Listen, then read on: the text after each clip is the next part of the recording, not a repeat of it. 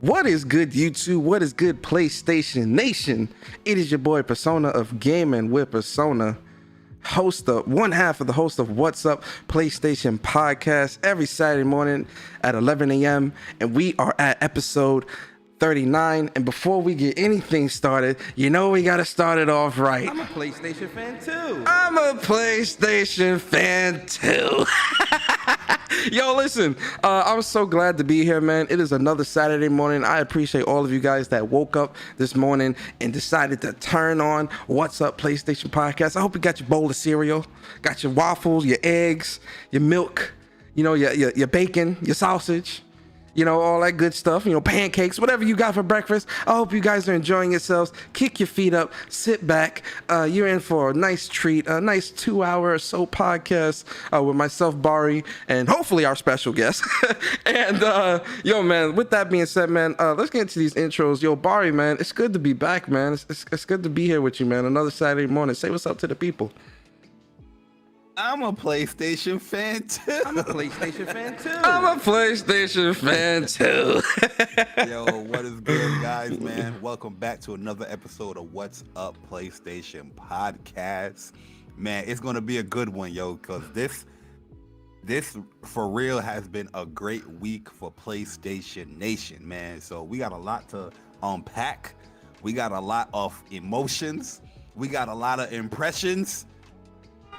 Yo, I can't wait to start the goddamn show, man. It's going to be a good one, Persona, man. I'm really excited, man. I woke up this morning. I wish it was sunny. You know what I mean? Like, if it was sunny right now, Persona, it would have been a perfect day. Yeah. It would have been it would have been a perfect day. You know what I mean? Because the sun is beaming. What's Up PlayStation is on. We podcasting, and we just talking about PlayStation, man. The great week that they had, man. Mm-hmm. But I'm excited, man. Appreciate everybody in the chat. Hit the like button. Share the stream out if you don't mind, and yeah, it's gonna be a good one, man. It's gonna be a good one. I'm a little different, Barry. I like rainy days, man. I'm more of a rainy day type of guy, man. Like the thing is with rainy days, because I woke up kind of late today. You know, I normally wake up very, very early, but that rain kind of puts, you know what I mean? I had my robe on too. Mm-hmm. You know what I mean? So I was just like, yo, you know, you sleep in it. I get what you mean. Like, you're in like a nice, comfortable bed. You know, you got the covers over you. Yeah, it's raining, yeah. So it's real lazy days, man. I like it though. I had the AC on, and I'm hearing the rain. So it was cold, so I didn't really want to get out. You know what I mean? Yeah, I get it. I do that all the time, especially during the summer. I put the AC on as cold as it can be, wrap up in the blanket, and just be sleeping. Yes, sir. Yo, that's the best. Put one leg out so you get a little cold. Yep. Yo, that's a fact. But yeah, man, listen, guys, it's good to be here, man. It's good to be here with Bari, man. You know, always look forward to Saturday morning show with my bro Bari, man, right? So we are supposed to have a guest today, Red Infamy. She's not here yet. Hopefully she'll pop into the show at some point, hopefully towards the beginning. But we'll see, you know. But, you know, the show must go on. We build the plane as we fly it. And with that being said, man, let's get into the games for the week. Because, oh boy, has it been a great week, right? So this week, man, we've got Biomutant, which I like it, man. It's really good. It's dope. You got some technical issues, but I like it. Yeah. It's definitely a pretty cool, dope game. I like the whole bullet time that you can do when you jump in, like dodge and shoot. I like that a lot. I love doing that. Yeah, like the only thing I have issues with is kind of the lock on is kind of wonky. Yes, it is, because it's no true lock on. Yeah, there's no true lock on, but it's weird. Like sometimes you would do like the dodge and shoot, but it's not shooting where you're trying to aim at. It will put you in. It's weird, man. Yeah, because I agree. No, it's definitely a great game, but I definitely get what you're saying, because there's times where like I would be like dodging back and shooting, and the aim would be like at the very top and not on the enemy, and I'm like, no, the analog is supposed to be on the enemy. So yeah, and I get what you're saying 100%. Even the melee stuff, like you're pretty much like attacking a certain character, and the camera will like pan over to like another area. Mm-hmm. And then I guess they want you to like attack that. It's weird, man. Like they gotta fix that. It's a little wonky, but overall, I think the game is very good. Yeah. Like I like the narrator. Mm-hmm. The combat is not bad at all too, but I'm just saying like the lock on is weird. Yeah, But yeah, and surprisingly, the frames are really well, not surprisingly, but it's pretty solid frames, man. I don't really experience a lot yeah, of hitches in the open world, which like is pretty impressive. when you go to a new area, Mm-hmm. you see that hitch like it's loading a little bit. So I can't wait to get it on the PS5, like when the PS5 version come out. You know Yeah, what I mean? I think it'll be much better. yeah, yeah, I agree. But yeah, so Biomutant came out this week. Capcom Arcade Stadium, Final Fantasy 15 Online. Now this is the PlayStation 5 version, guys. The PS5 version. Yes, out of beta. So the PS5 version of Final Fantasy 14 Online is now officially out. Definitely check that out if you guys are into it. King of Seas, Saints Row the Third Remastered, the PS5 version. Then we got Gadgeteer, Power Rangers Battle for Grid Super Edition. Yo, I think I'm gonna grab that, Bari. I keep seeing gameplay of this game, and I'm a big Power Rangers fan. Like I'm a big Power Rangers fan. Yeah, yeah. I'm like, yo, this looks really dope. So I think I'm gonna pick it up. They added Ryu and Chun-Li. That's why that Super Edition came out. Yeah. Now you can get all of the DLC characters and Ryu and Chun-Li and everything. I really just want to play with the first. I just want to play with the original cast. I'm keeping the stack with you, bro. Mighty Morphin Power Rangers, man. I need to play with the Green Ranger or the White Ranger. Yo, bro. I was in that same vein until some of them DLC characters come out and they are OP. You're gonna definitely switch up. Let me see. I might pick it up. Then we got Boxed In. We got Earth Defense Force, World Brothers, Horse Club Adventures. Earth Defense Force been out for years, man. I don't know how much these games sell, but obviously it's good enough for them to keep pumping out them games. They've been out for a minute. Earth Defense Force. Yeah. I remember seeing those at like the very beginning of the PlayStation 4 gen, seeing them shits drop, and I'm like, and I looked at the gameplay, and I'm like, who the fuck is buying this? Yo, they've been out earlier than that, bro. Earth Defense is a long ass series. Yeah. Also, let us know in the chat how the sound is, guys. We want to make sure that the sound is 100%. So let us know. So yeah, Earth Defense Force, World Brothers, Horse Club Adventures, Super Bomberman R Online, Beautiful Desolation, Gold Rush the Game, Song of Horror, and Wonder Boy Asha in Monsterland. So those are, yeah, that's a new Wonder Boy. So those are your games that have released for the week. Bari, man, what is now? Oh well, now we're in the spotlight, man. So you guys, for those that are new here, the spotlight is essentially a game, a time where myself and Bari give you guys a game suggestion for the week. Right, so it can be a brand new game, it can be a super old game, it could be a game that isn't out yet, but it's really just a suggestion. It's just, you know, a suggestion that me and Bari give just for you guys to kind of look out for. Like, hey, this is a game that we think the community should kind of look out for and check out, right? So Bari, man, starting with you, bro. What is your spotlight game for this week? Spotlight game that I want people to be on the lookout for is Cris Tales. It is a game made by Modus Games LLC. It is it's a 2D slash 3D type RPG game, and it looks very good, man. Cause it's hand drawn, graphical style, but the 2D animations look good and all that stuff. You guys, I definitely suggest you guys to take it out because it's trying to be like a love letter towards like classic JRPGs, but how the game looks and everything, it looks beautiful. Like the game is called Cris Tales, and definitely check it out, man. Definitely check it out. It looks super, super good. It just went up on pre-order the other day on the PS Store. It's coming out later on in July 20th, I think it comes out. Somebody can correct me if I'm wrong on that, but yo, it is a beautiful game, man. Like, I don't know if you checked it out, your Persona Cris Tales. Yeah, I checked it out. Amazing game. Yeah, I checked it out. Cris Tales, yeah. I've seen some gameplay. It looks amazing, man. Yeah. The art, work is amazing. The battle system is great. I had to scoop that up and pre-order that, yo. Yeah. I had to scoop it up. No, that was, I just want people to look out. Because, yo, the summer is going to be beast mode. Y'all already know this in June. June is in a few days. Y'all already know June is about to go ham when it comes to PlayStation. July, about to go ham. Cris Tales, 20. The World Ends with You. You know what I mean? What's it called? The what's the detective game again? Oh, Ace Attorney. Ace Attorney. Ace Attorney. Yeah. Yo, it's about to go crazy. Not Crisis Tale, it's Cris Tales. Cris Tales. Cris Tales. Cris. Yeah, Tales. Tales. Yeah. That's it. Yeah. Yo, the game look amazing. I'm guarantee you guys see it and you see the battle system and all that stuff. You're gonna be like, oh, this junk looks mad cool. I seen some gameplay of it. I saw that it's up for pre-order. It definitely looks pretty cool. I may snatch it up. You know what I get? I get Child of Light vibes from it. I get Child of Light vibes from that. Yeah. So, good spotlight though. Good spotlight. For me, my spotlight for this week is most definitely Scarlet Nexus. The demo came out yesterday for Scarlet Nexus, and man, I replayed that demo like 3-4 times. Like two, I did 2 times each for each character, right? And you know, this will kind of lead into us talking about the impressions, but I just want to. This game is really really good.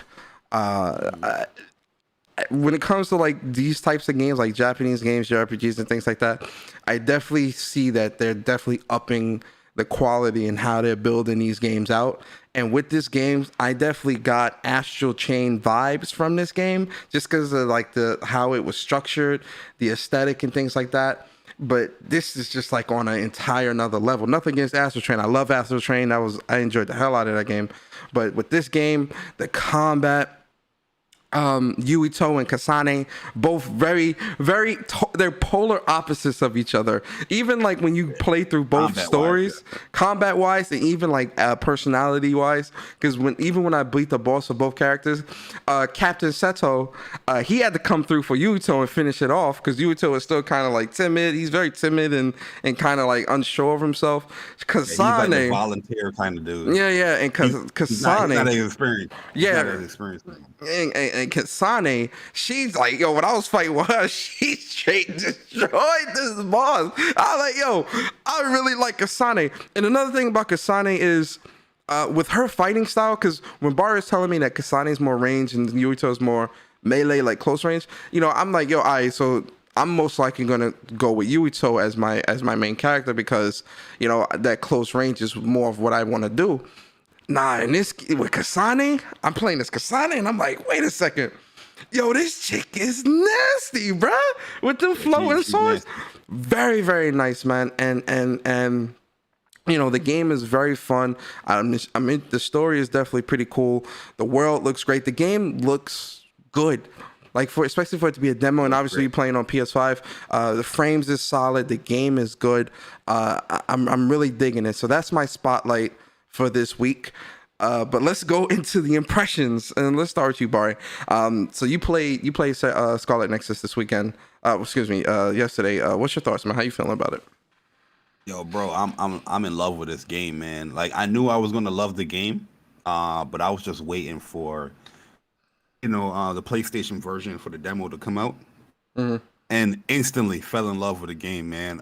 Just the presentation from the beginning, the title screen, and you picking your character, and how it loads up, and it loads very fast on PS5. It uses some of the DualSense abilities too, where you get some of that rumble in there, and the adaptive trigger with R2. You get a sense of that as well when you're using your what you call your is it not pyro, it's psychokinesis. Yeah, psychokinesis. Yeah. And then the L2 one, you get a little bit off that as well, but not as much as when you press R2 button. So they're using the DualSense in here, which is great in my opinion. The combat, very, very deep combat, man. This is something I love. I'm bro. Yo, the clips is coming soon. The combat, the combat is amazing, man. Yo, I'm in love with it. Both of them, I'm in love with it. Yeah. I like Yuto a little bit more than Kasane, but Kasane, I feel like she's very much more reliant on her SAAs, the people that's in the background helping you out. Yeah. using your brain, power or your brain waves or whatever.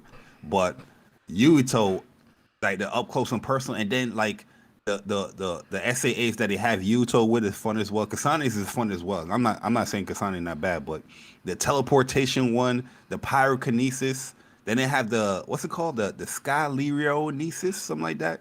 Where Oh, and you then got the defensive one. the tanky one. Yeah, I Yeah, forgot the that name of that. defensive Yeah, one. And yeah, they got yeah. clairvoyance. Yo, like the combat is so deep, and the thing is, it's not just they're not limiting you either. Like if you want to activate like 2 or 3 of these joints, you could. You know what I mean? Like I was just like, I was playing around this combat. I was like, amazing. Then they have the brain map, which is like the skill tree kind of thing, and the demo they want to give you like 10 points to play around with, which I think is fair. But you can replay and see what abilities you want to use and stuff like that. So I'm using like the ones where Yuto can use his what you call it, like the hold the triangle button, the slam attack, and yo the air juggles real. And the thing is, what I like about the combat is very precise. Like the combat, the input timing for your combo is very like precise. Like you can't just the square. You got a little hole and triangle. You got to press it pretty tight. It's pretty tight to do it to get it really knocked off. And then using the psychokinesis with the this is a fun game, man. And Kasane, she's fun as hell too, man, with her range attacks. And then you combining her SAAs with her attacks and the lightning all over. Yeah, Yo, I love that lightning move, is, man. It's so fun. the frame rate, no hitches. All this stuff is going on, no hitches, all of that, man. The story seemed pretty cool as well. I like that comic book kind of storytelling. It's pretty cool. You know what I mean? I don't think every game need it, but like a game like this that's like more stylistic, I think it's very, very cool. The only issue I really have with the game is just the camera work. I feel like camera work, the rotation is a little bit wonky.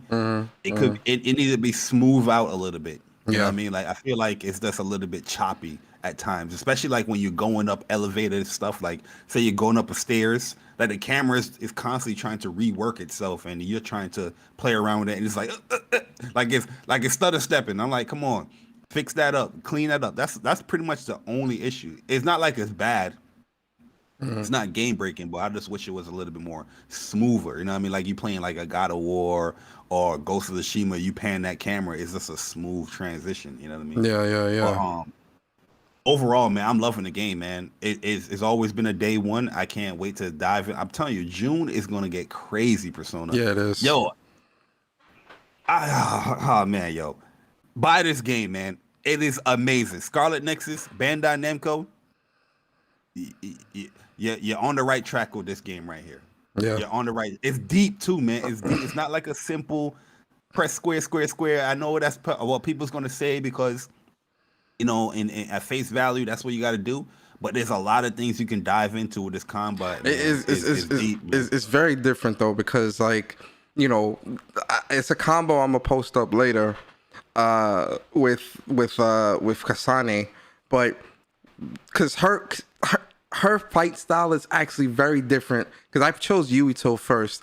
It's very different because even his the whole triangle moves for Yuito, it's a whole you can charge the triangle move because the triangle move is a combo extender, so you can charge it with finisher if you finish finisher. But the way the combat in this game is set up, so I can do square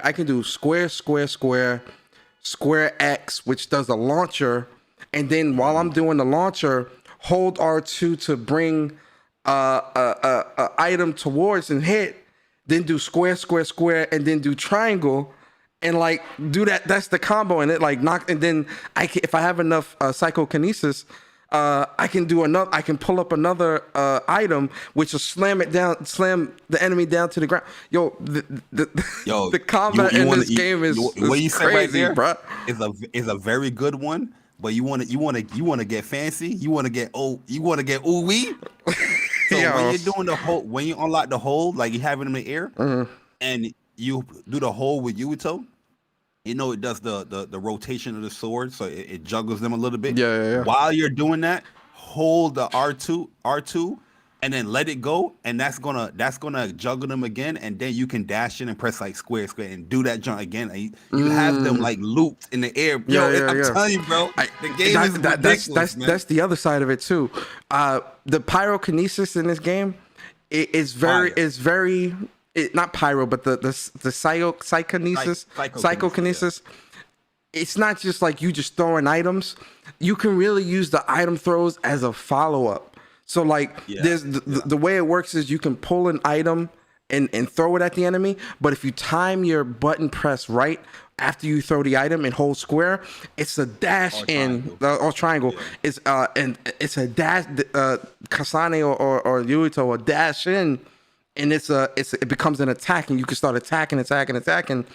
And things like that I like, man, like where you can really explore with this combat, especially if you get the stun, you also get like a special attack too when you dash in. Oh yeah, does, like these rapid slashes. Yeah, and then the if you do L2 in that stun state, it's like an ultimate finisher, and it'll end them. The other thing I like too, like that makes this game like super stylistic and like really cool, like anytime you activate one of your SAS moves, they like show that picture real quick, kind of like Marvel vs. Capcom 2, where they would show like a picture. I love that shit, bro. Like it's real small and insignificant. Like, a lot of people may see that and not really think much of it. But like when they do that, and like especially if you in mid combo and then you pop that and they show like, all right, so for instance, Yuto, when he pops the pyro, the fire SAS.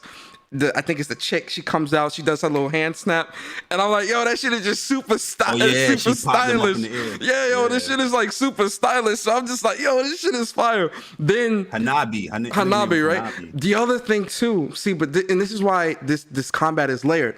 You could be mid combo, and then one of your teammates, their super ability will be ready, and you press square and X, and in mid combo they'll come out. They'll switch to them. Oh, you talking about the triangle circle one? Is it triangle circle or square X? Yeah, I think that's is their assault joint. Yeah, and square and X is the assault vision. I think it's assault vision. Yeah, so triangle and circle, and it'll be a super, or a special ability or whatever. And they'll just go like things like that are just really dope, right? And those layers to the combat just make it that much better. And I love the game. What I love too, I like the banter, it's always a ongoing conversation going on in the game. So I like that stuff, man. As you're exploring or walking around, you know what I mean, like your comrades, whatever they call the SAAs. They're talking and they're having conversations with it as well, which keeps up the pace of the game. So I'm in love with this game, man. I know I'm gonna dump in a lot of hours in this joint, and it definitely causes for multiple playthroughs. You can already tell because you have two main characters that you're playing as. Yo, can we talk about it's some pictures I didn't post up yesterday because I forgot to, right? But can we talk about that the especially cause you finished Kasane's storyline, right? Yeah. All right. Remember at the end where they did the little music video and they had like the actual anime, Yo, that's the opening. Like, that's lit. I had to save that, bro. I saved that. I saved that. That's getting posted, bro. When I saw that, I was like, yo, this game is so opening song is fire, bro. Yeah, I love it. I love the song, man. The song is really, really dope, man. I enjoyed that a lot. This game is.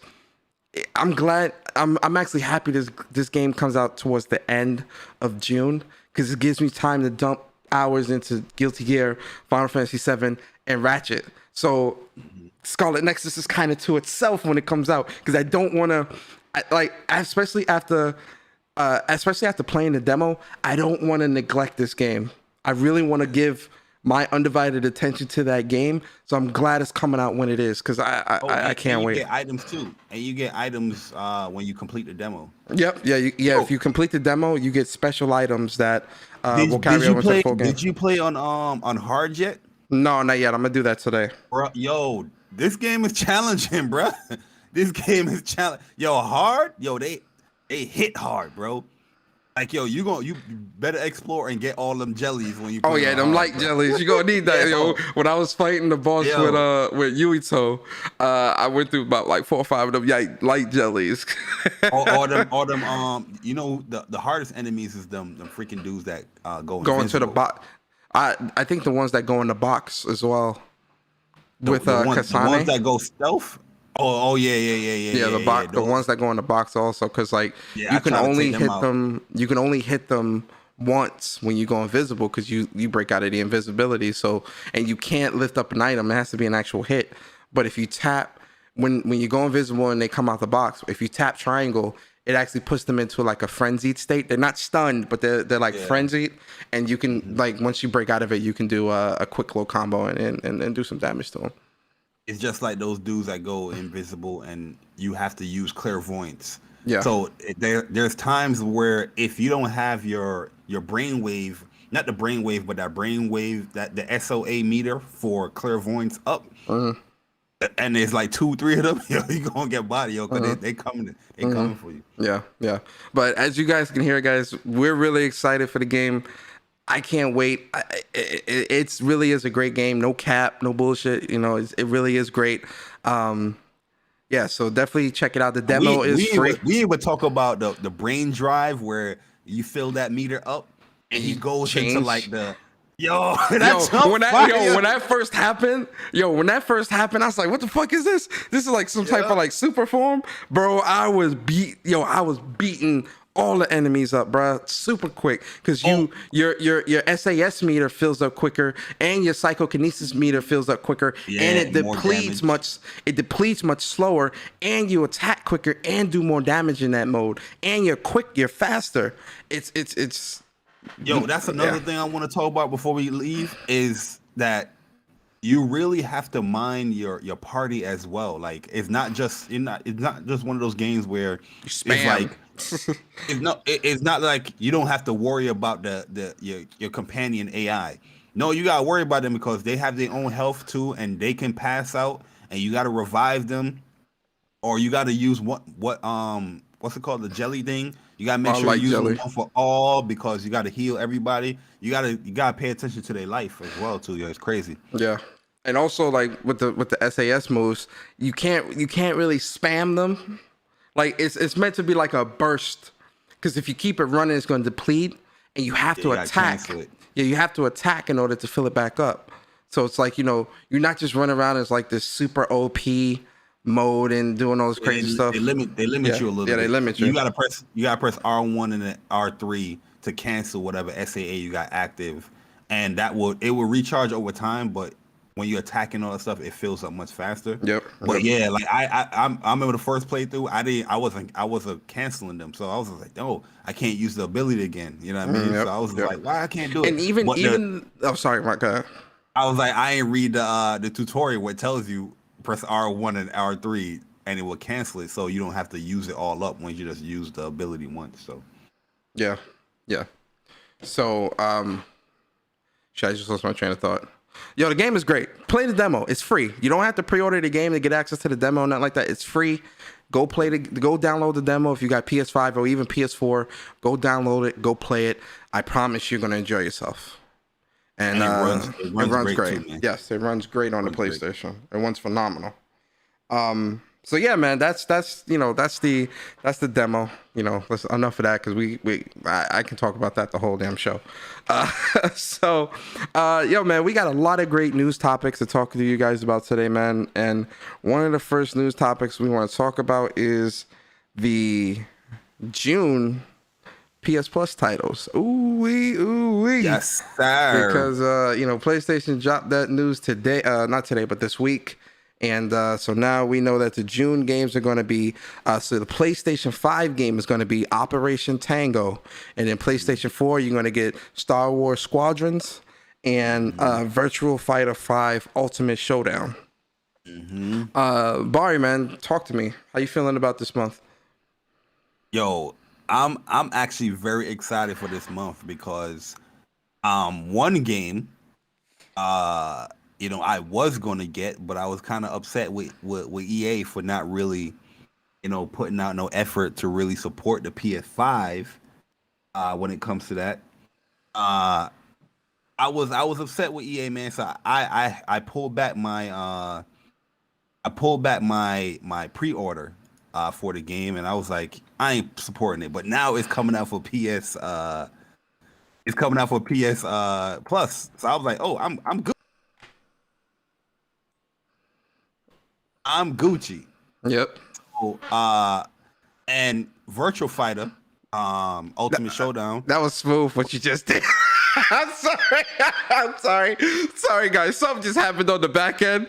It was just so smooth because I'm looking and I'm like, You seen it? You seen it? I'm sorry. I didn't mean to cut you off, bro. That shit was too smooth. Go ahead, man. I'm sorry. Go ahead. Yeah, and Virtual Fighter is something I was gonna, cop anyway. Yeah. But the fact, this is a great time for Virtual Fighter because the fact that you are getting this game free with PlayStation Plus, that means like the first week, the first month of this game, a lot of people's gonna be playing this online, man. Mm-hmm. So this is the Virtual Fighter's a new version. They redid this version, right, or something like that. Yeah, it's kind of like a remaster, kind of remake version of the game. Because it came out like PS3, 360 days. Yeah. But they reworked it in the Yakuza engine, the Dragon engine. So yeah. It looks great. It looks great. But the fact that this is a fighting game that's going to be free for PlayStation Plus members day one. PS4 members at that.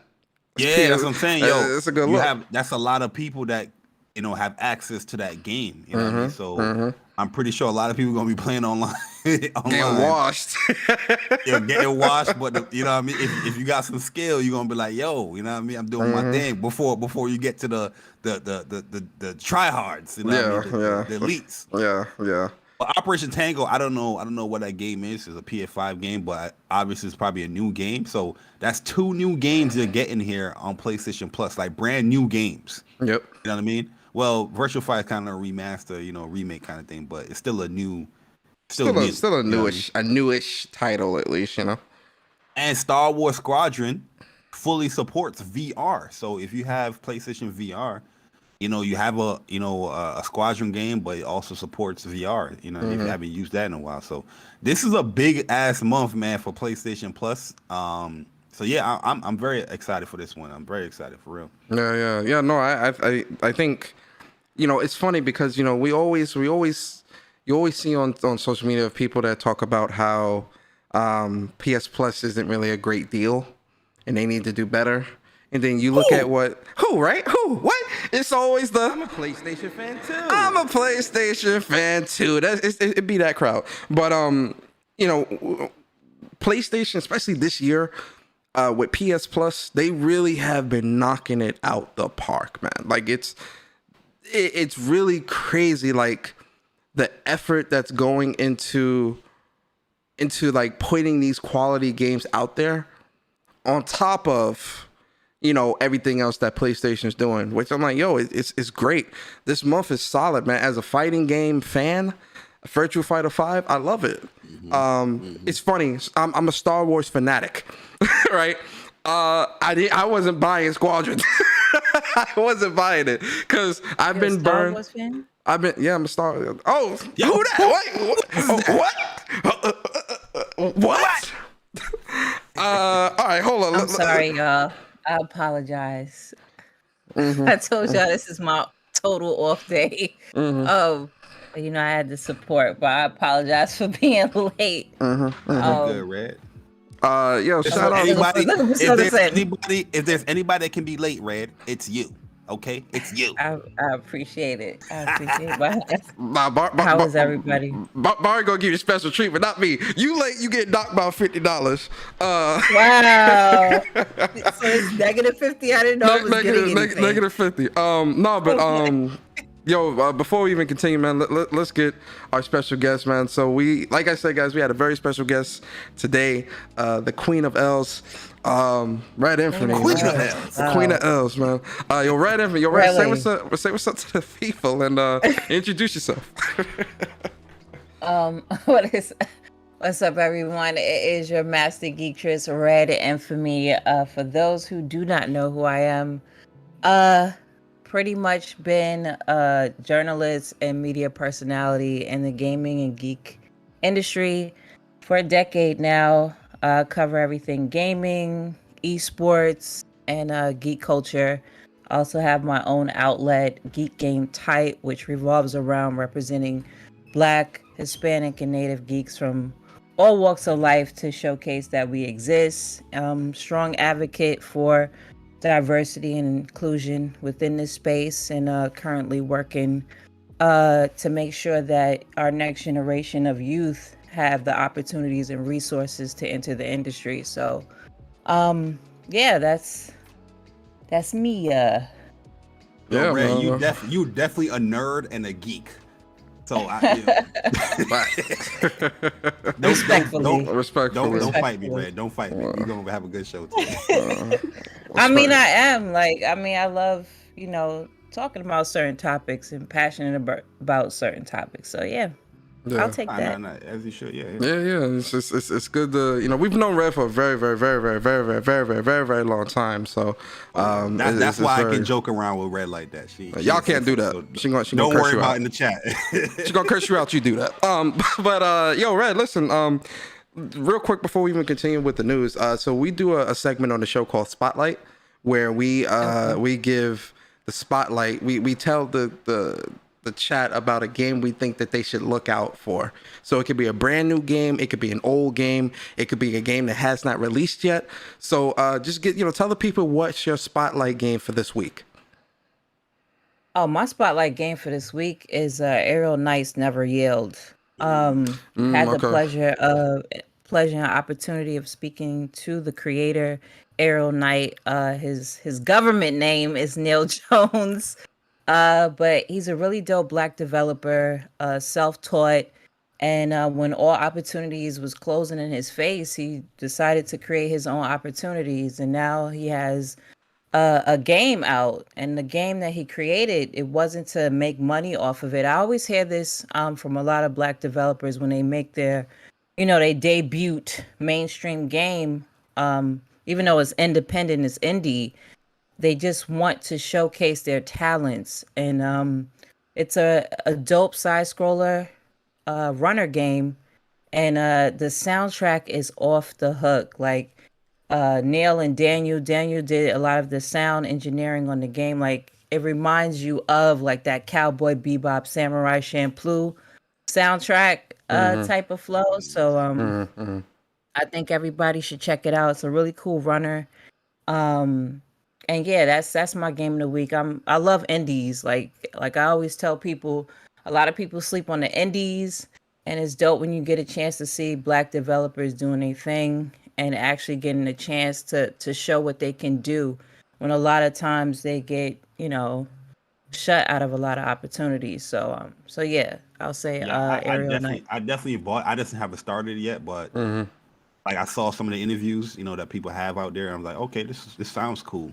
So yeah, I bought it, but I didn't start it yet. I've been seeing his name. It's a dope easy play. Say no more. Let me go. We in there. I'm gonna buy two copies and give one away. But yeah, no, I've been seeing his name float around Twitter quite a bit, and I have seen the game. It looks pretty dope. So yeah, that's a very good spotlight. Good. Yeah, cool. It does. Very good spotlight. Shout out to you. Shout out to that. So yeah, Red, we glad to have you here, man. So hold on. Oops. So give us your thoughts on PlayStation Plus. The PS Plus games for June. Yeah, a lot of people's hating on this month, and I was like, well, I love Virtua Fighter. A lot of people don't. It's one of those fighter games that you either love it or you don't, and I understand. And like I'm not one of those gamers that started with Call of Duty 4. Like I've been gaming since I was 3. So I've been gaming since the 90s all the way up until now. Like I never stopped gaming.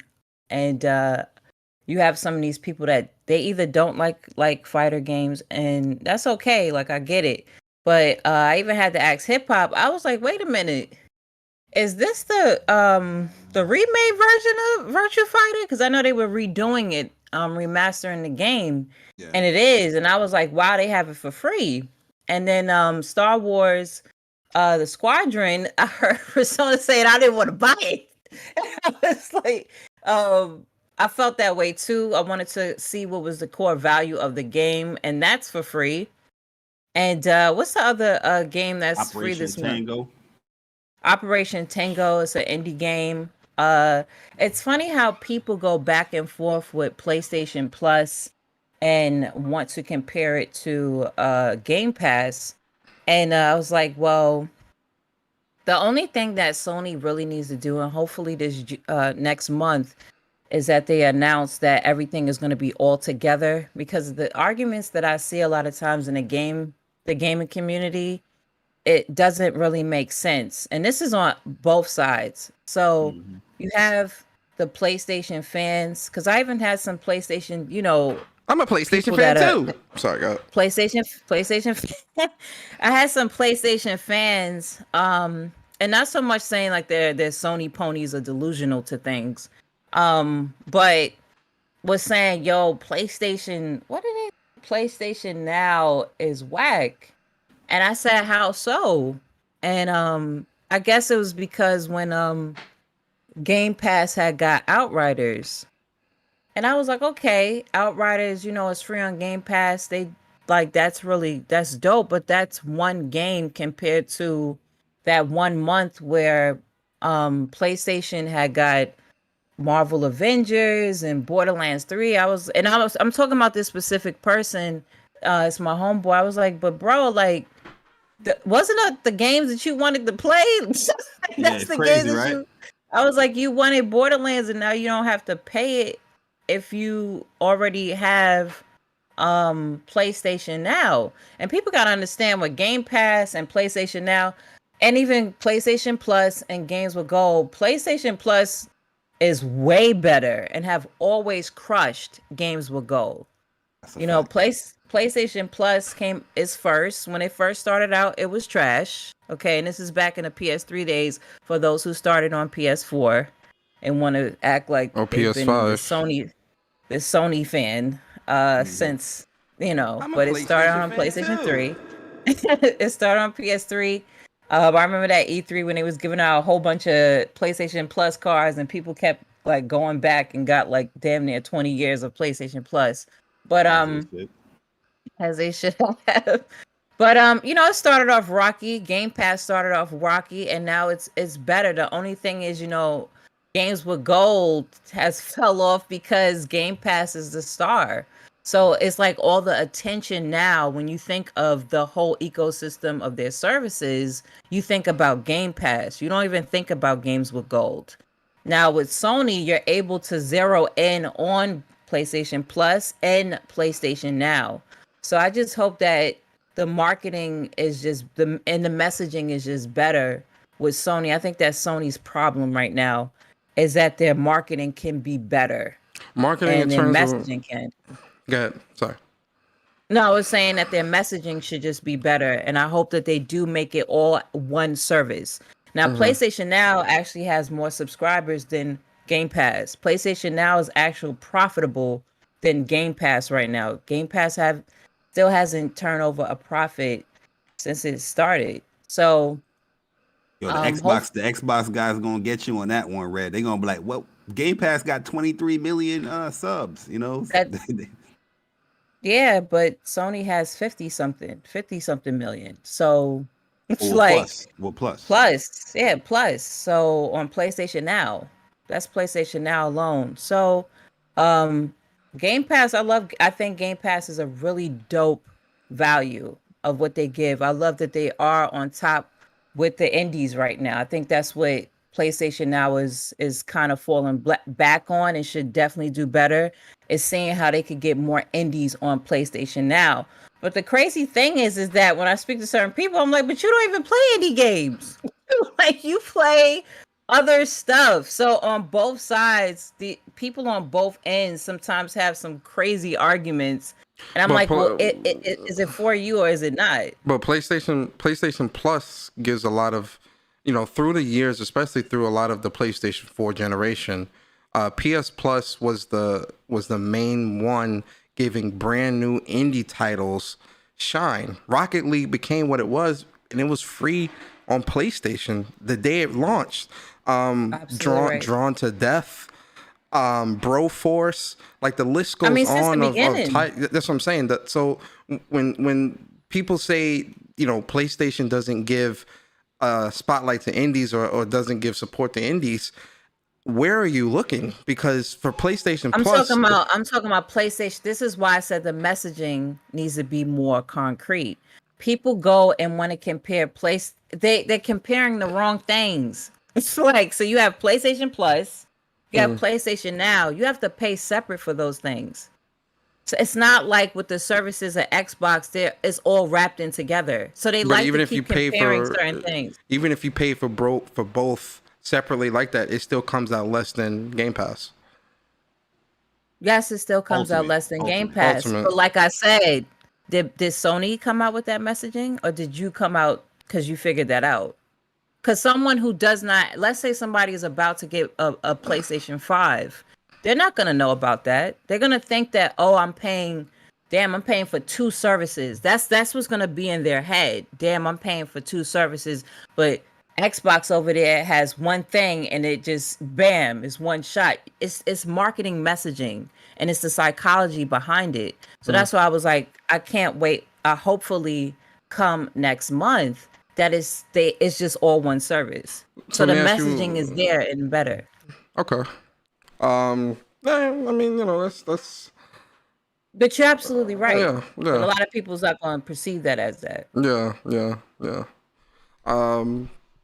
But I personally think PlayStation Plus is the best deal in gaming, especially if you have a PS5, because you have the PlayStation Collection.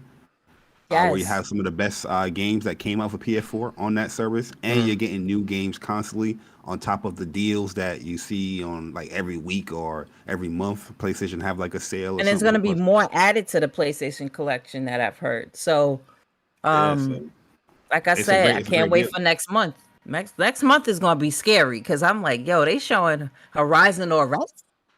We're gonna definitely talk about that later.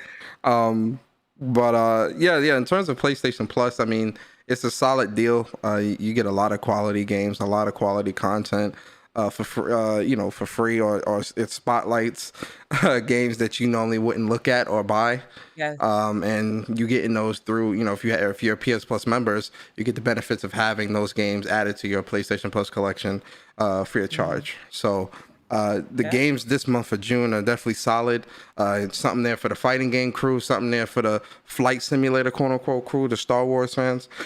Excuse me, and then a brand new game for PS5. So it's a great deal, and I definitely think you guys should check it out if you're interested. But yeah, so moving on. Let's talk about Returnal for a second. Can we return to Returnal? We stuck in the loop. Stuck in the loop, man. Can't get out. Housemarque have released some really, really interesting stats this week. And one of those stats that they released, I'm kind of shocked at. Then I'm not shocked because I know this gun is amazing. But let's run through the stats real quick. For hours played, 5.8 million. Player deaths, 9.2 million. I don't think anyone's surprised that I only had 7 deaths by the end of my first run. Kids Smooth with half of those deaths right Yo, there. that's a fact. Wow. Shout out to Smooth though. Shout out to the pro Smooth. For enemies killed, 5.9 million. Ain't that a billion? A billion. I think it's I don't know why they put million. It's a billion because it's 4 digits in front of the decimal, so it's a billion. So 1 billion, 1 billion, 15 million. Let's say that. Then most player deaths caused by what boss caused the most deaths? It was Frike. And I'm not surprised that Frike. When I first saw this, I was like, Frike, really? But then I thought about it. The night that Returnal dropped, I had got to the boss in my first run, and when I got to Frike, he dropped me because I was like, what? His pattern was just super crazy. So I think a lot of us died at Frike for the first time. I'm not surprised because it's the beginning of the game where people didn't really get the core concept yet. So Yeah. you know, we see a first boss, everybody's like, oh, boss, and this is the breaking point off the game. Like this can break a lot of people with this first boss fight, where a lot of people were like, I'm gonna drop the game because I can't beat this dude. So Oh yeah, I'm a not lot of people surprised dropped it. Yeah, I'm not surprised Returnal that- definitely, man, oh man, Returnal definitely shined a light on the community. And then most popular weapon, the Hollow Seeker. Now listen, I'm not surprised with that either. I'm not surprised either, but the Hollow Seeker is amazing. I love that gun, especially if you got shrapnel, and the portal beam. Amazing. serrated rounds, serrated portal rounds. beam. But that electro pylon driver, man, oh man, that's the best gun in the game. That is the best gun in the game. It is a I think, gun, in my opinion. I think a lot of people would like the reason why the Hollow Seeker is popular because it has a lot of ammo in the clip, right? You can shoot a whole bunch of stuff. It's doing a whole bunch of like craziness especially when you have this joint leveled up and you unlock like portal beam and waves and serrated. It's doing a lot. You know what I mean? So more people that pick the gun up, like, oh, I got a whole bunch in the clip. I can just shoot. And it's doing more. I can see that. Yeah, I can definitely see why a lot of people have it like the most popular. Yeah, But it's not the best weapon in my opinion. Red, did you have you played the game? What's your thoughts on like these stats and stuff like that? Oh, I haven't even started that game yet. Oh man, I was waiting. I seen too much about people not save it, like the saves being messed up and all. I was like, yo, I'm just gonna wait. So I wanted to start it actually this week because I was like, I'm not going through nothing being lost because I will not come back to it. Like I will not come back. Listen, I'm gonna be honest with you. When I lost my save, this is when I was trying to get the Yeah, true you was ending. the person that made me. I was like, oh. Yeah. I was like, nah. That man was pissed.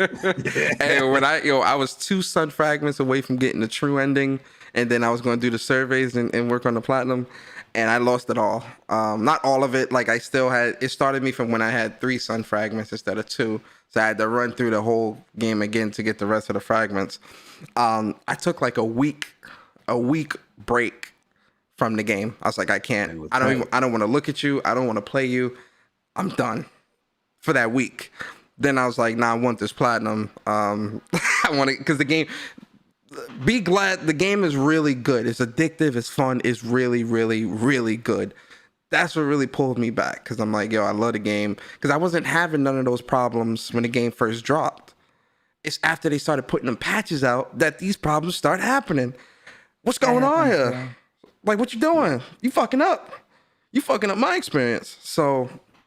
One beautiful thing about the game as well is that it looks like it's doing pretty good too because it's only 1 day into the market and it's number 3 on the PlayStation Store. No, it was number 2 on the PlayStation Store, but it was number 3. 1 day or 1 month? MPDs. 1 day. 1 month. MPDs. So You mean 1 month? April MPDs only tracked Returnal for 1 day. Oh, damn right, and it's number 3. You're right. Oh shit. Yeah. Damn. It was like number 3 or number 4. For the the best number 3. PlayStation game, it was like number 3 or 2 or something like that. But it did pretty well. Jesus Christ. I mean, that's quality for you, man. That's what happens when you put out next gen experiences. That's all I'm saying. I'm a PlayStation fan too. I'm a PlayStation fan too. So that's the Housemark stats, man. Shout out to Housemark. I love the success that they're having, and shout out to them. So do you think that they should put save points in the game? No. Because everybody, some people were saying, even Jack Mo was like, yo, that might break the game. That might actually break the game.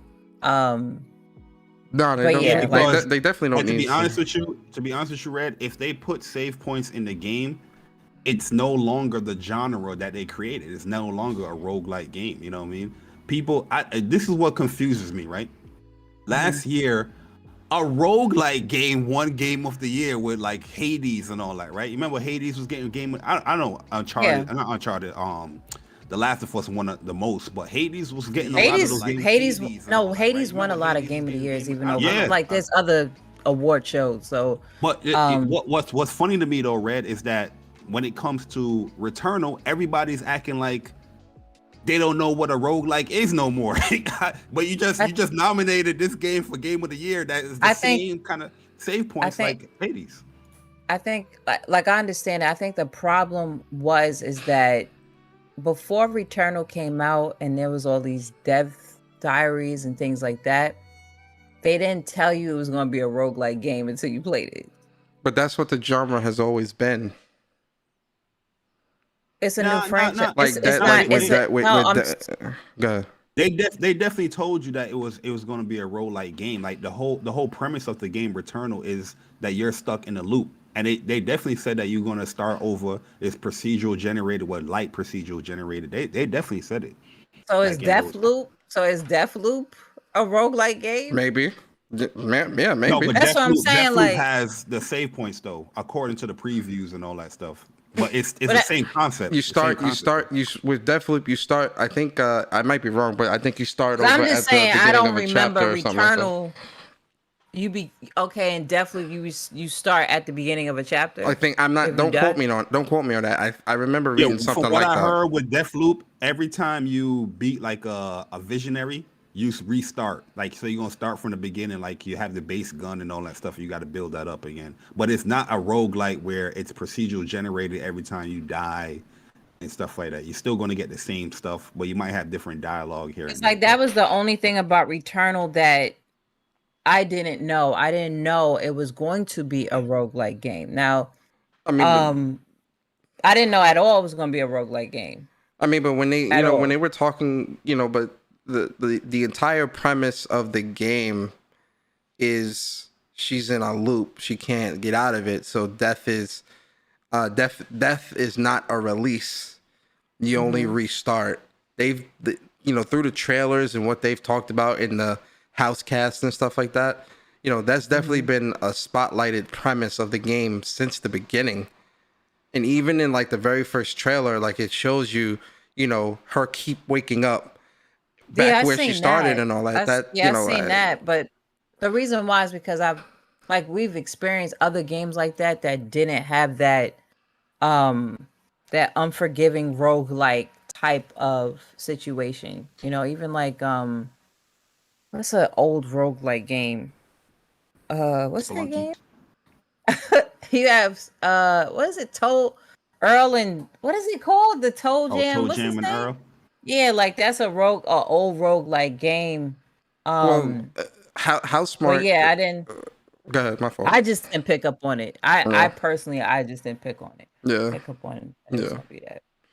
With Housemarque, they've been making games like that, like very. Where you kind of got like maybe one or two lives or something like that. They've been making games like that for a minute because like Next Machina, Alienation, all those types of games where like you kind of got to survive as long as you can and then you die and start over type of ordeal. They've been doing the thing about this game, and I think it's not really their fault, but it's just that because not a whole lot of people. When you're dealing with PlayStation and you're dealing with things like this on a much grander scale, where it's got this high quality look to it, and PlayStation's really putting money behind this, you're gonna get fresh eyes looking at these things, right?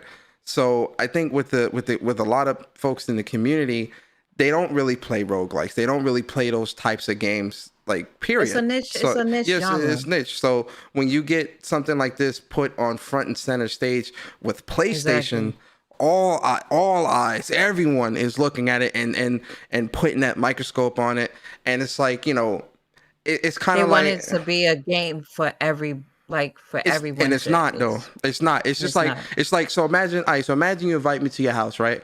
And I'm trying to tell you how to run shit in your house. No. I'm a guest. This my house. I do shit how I do. You get what I'm saying? So, that same thing here. And yes, gaming is for everyone. Yes, gaming is something for everyone to enjoy, but every game is not for everyone.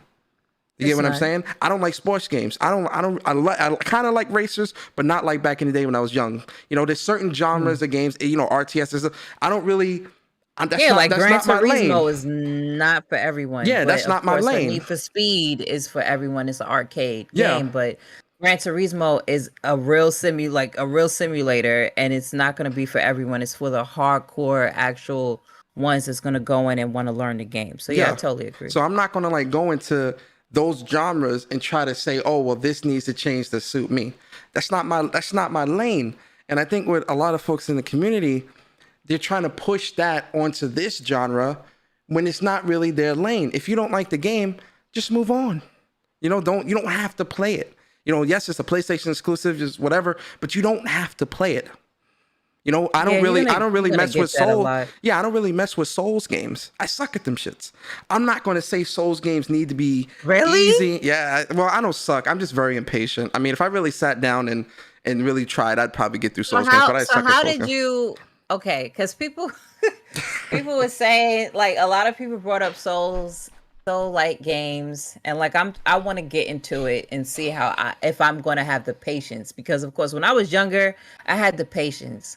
So I'm like, okay, let me see if I have the patience to play some type of Souls-like game. And I even asked the community on Twitter, like, what's a good gateway to get? What's a good gateway game to get into Souls? But I'm surprised. I thought you was into Souls stuff, for a challenge. So how did Returnal pan out for you, for your patience to get through it? Because Souls games. Because Returnal isn't the same thing as Souls. Souls, with those games, you kind of have to wait for an opening. Returnal is guns, and I could just run around and shoot.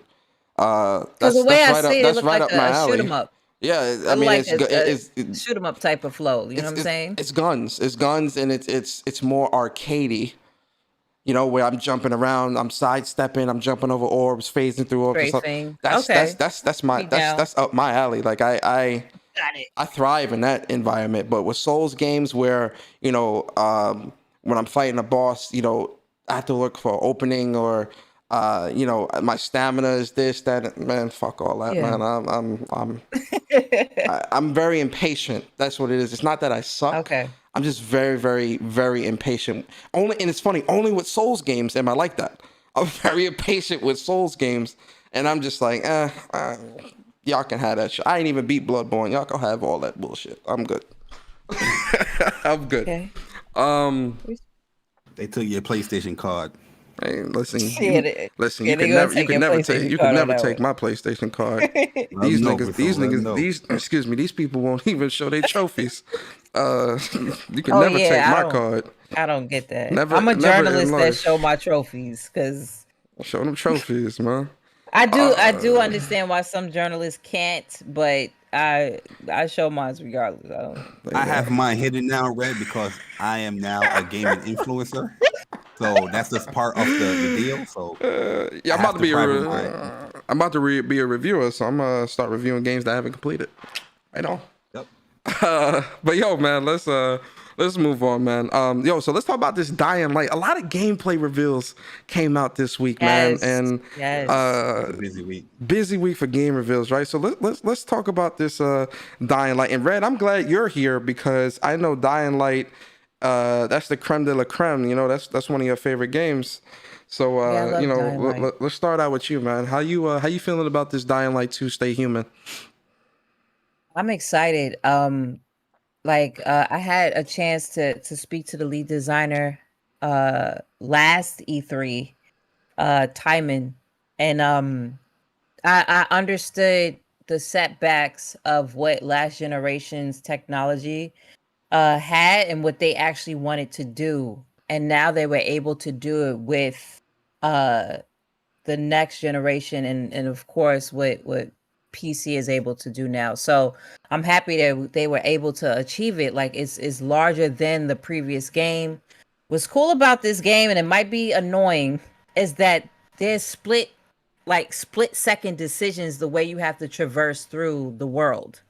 And then depending on how everything is going about and decisions that you make now is going to change how the world kind of revolves around you in Dying Light 2. So I was excited about that alone when I seen that, I guess, 2 years ago? Mm-hmm. They still got co-op in this one? Yeah. It's 4-player co-op. Yeah, they still have co-op. They still have co-op, and I love that. Like this horror genre, I like the survival joints.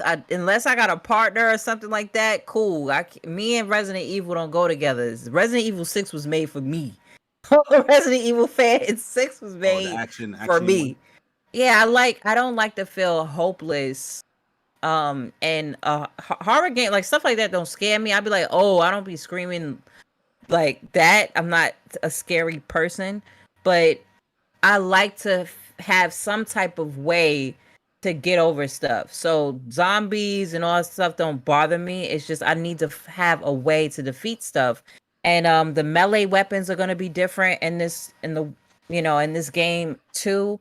It looks really good. Like I love when developers put a lot of detail in the actual game mechanics. Now this generation everyone gets like an awe because of graphics. I'm like, well, nowadays like of course we expect that.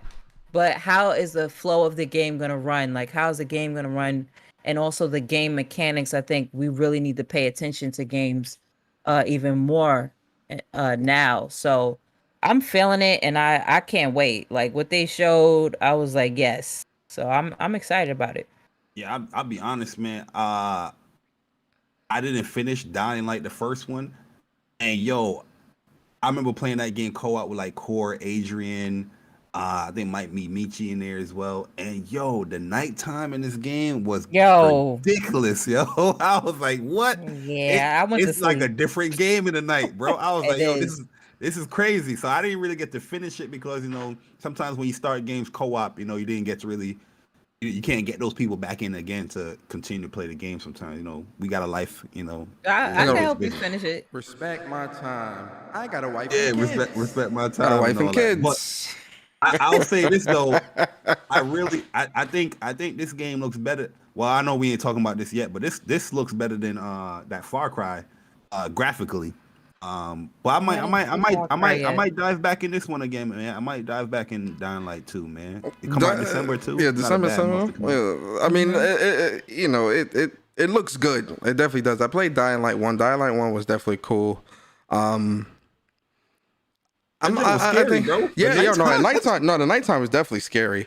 With this game, it definitely looks very, very beautiful, and it definitely does look a lot more flashy in terms of like gameplay and what you're doing and like the enemies and whatnot. So I definitely think it's gonna be something on my alley. I'm gonna pick it up. I'm gonna wait till like fall to pick it up though. I'm not gonna pre-order it right now. But it looks good. The gameplay looks good. It's coming out December 7th. Who makes this again? Who makes Dying Light again? Techland. It's Techland. Oh, okay. Techland. Yeah, because they pre-order up. They got the 3 versions, $100. Yeah, they want that money, man. I pre-ordered the collector's edition. I'm trying to see if I'm going to keep the collector's edition with this one. You pre-ordered 2? Would it come with a statue? Pre-ordered 2? Come with a statue. I pre-ordered 1. You paid it 2? 1 for me, 1 for you? Or you just pre-ordered 1? No, you the one. Selfish. Nah, you the one who got the money. You selfish. You got the money. You got the coinage. You selfish. You got the coin. You got the Doge. You selfish. I'm not selfish. I just know how to manage money. I don't got the money you got. I'm selfish. I mean, you selfish. Excuse me. Hey, no, you did that right. Watching this trailer though, it looks good, man. It looks really good. Yeah, it does. I might pre-order it. I'll see how I feel. I'm gonna see if I'm gonna keep it or not, because I canceled the Cyberpunk one. Yeah. So I'm gonna see if I keep this. We're gonna see. As you should. Oh yeah, good job on. Wait, you canceled the Cyberpunk? Oh, round of applause. Hold up, man. Round of applause. Hold up. Round of applause. I love that. Yeah, round of applause. Cancel that Cyberpunk. Yeah, I can't. That was before that was before the game, but garbage. Had those problems, but without the bugs, you think Cyberpunk is a bad game? I think anything let's move on, man. That ain't the Yeah, that ain't the topic. That ain't the topic. Okay, all right. Yes. It's y'all show. Quick answer. Yes. All right, let's move on. So let's move on to this Yuffie. Bari eyes just lit up. So a quick interview from Tetsuya Nomura. He was talking about Yuffie, and really he was really just going down like kind of like in the past of what the thought process was with Yuffie from the past to now, and how he wanted to kind of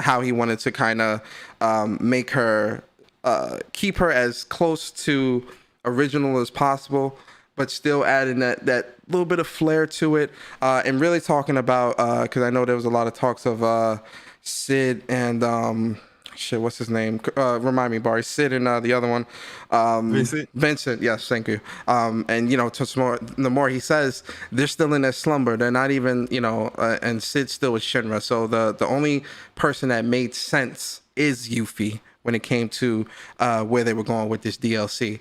And essentially, her story is obviously she's trying to get the greatest materia and try to restore honor to her homeland.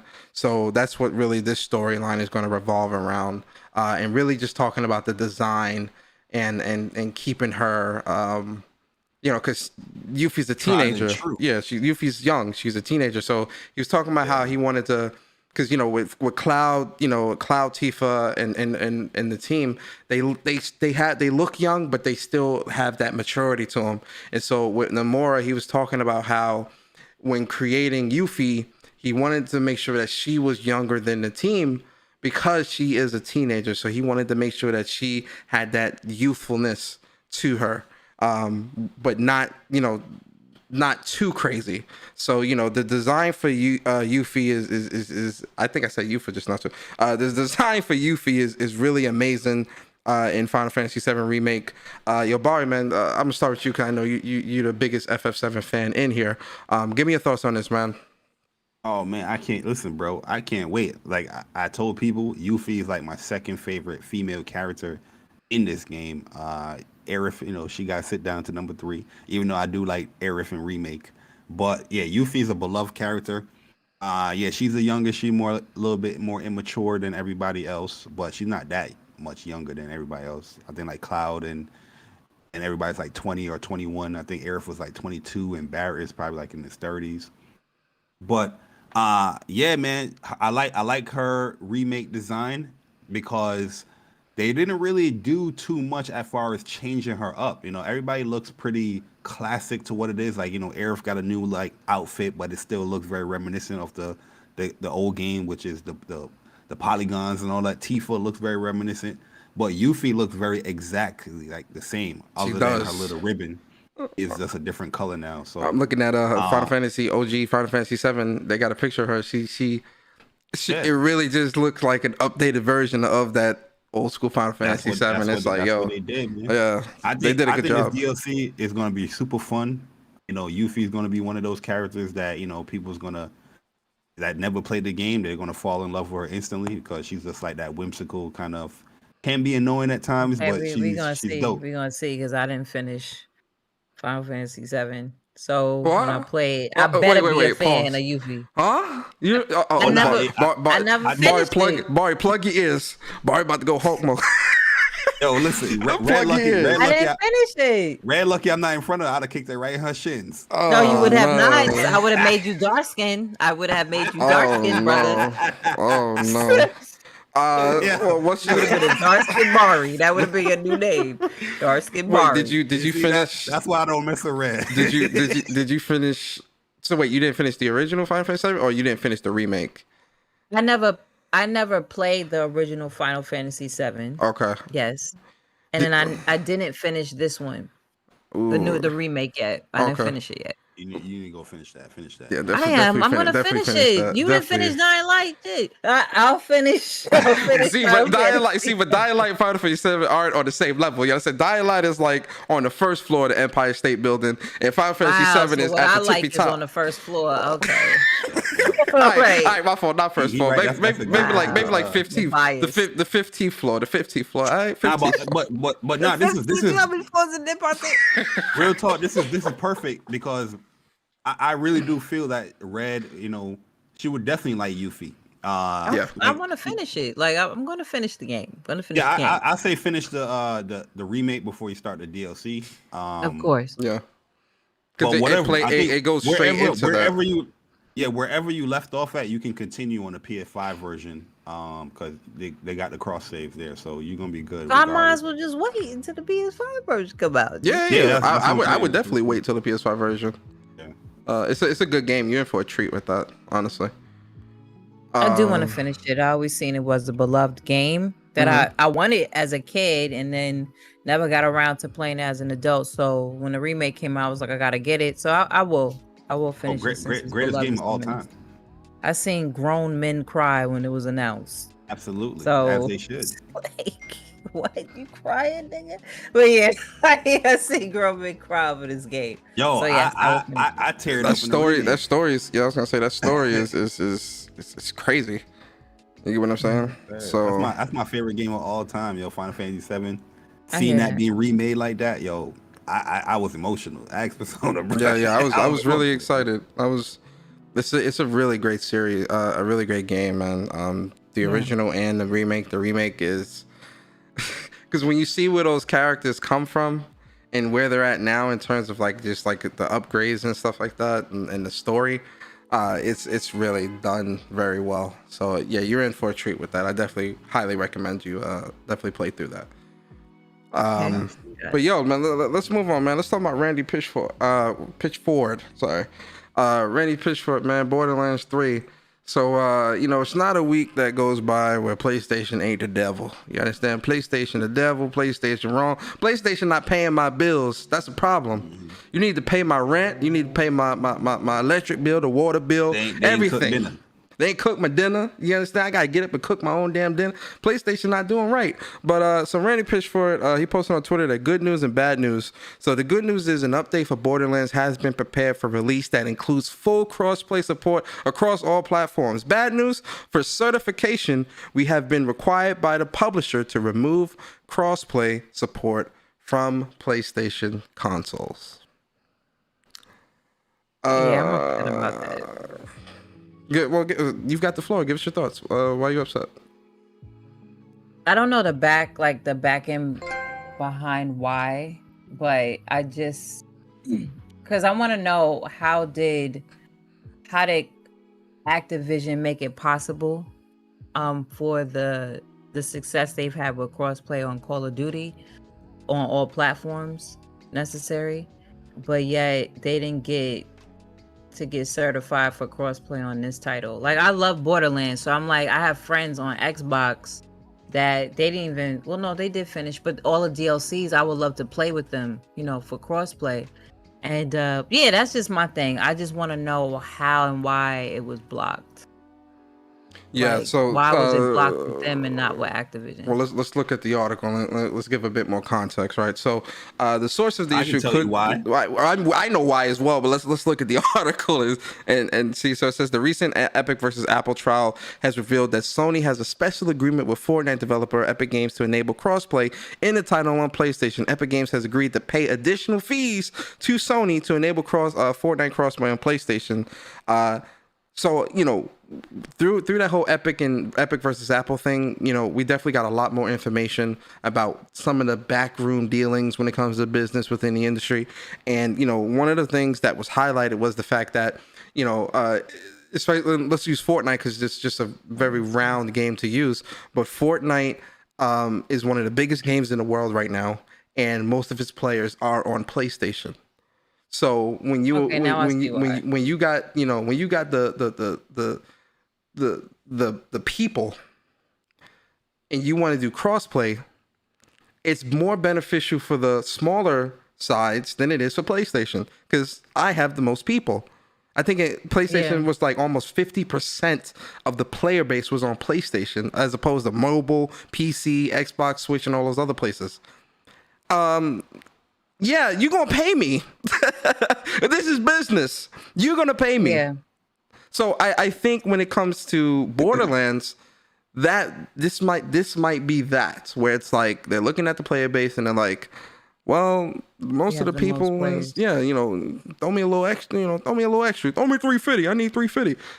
And they might be like, now I no. see why Activision, of course, has a partnership with Sony. So that all was going to go about whatever money they, what I'm saying, they have the partnership for years now with PlayStation.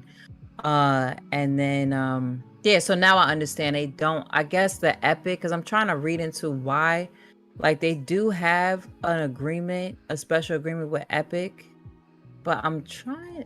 Okay, they was just saying that the thing they have with Epic is the reason why, but I guess they don't have a relationship. They don't have that partnership yet with Take-Two, and that's why they didn't get the Take-Two, they didn't want to pay no fees for no crossplay, so They they didn't took want it to pay off. fees. Yeah, They but a lot told of Randy Pitchford, we don't have that update for the PlayStation version because we ain't paying for that.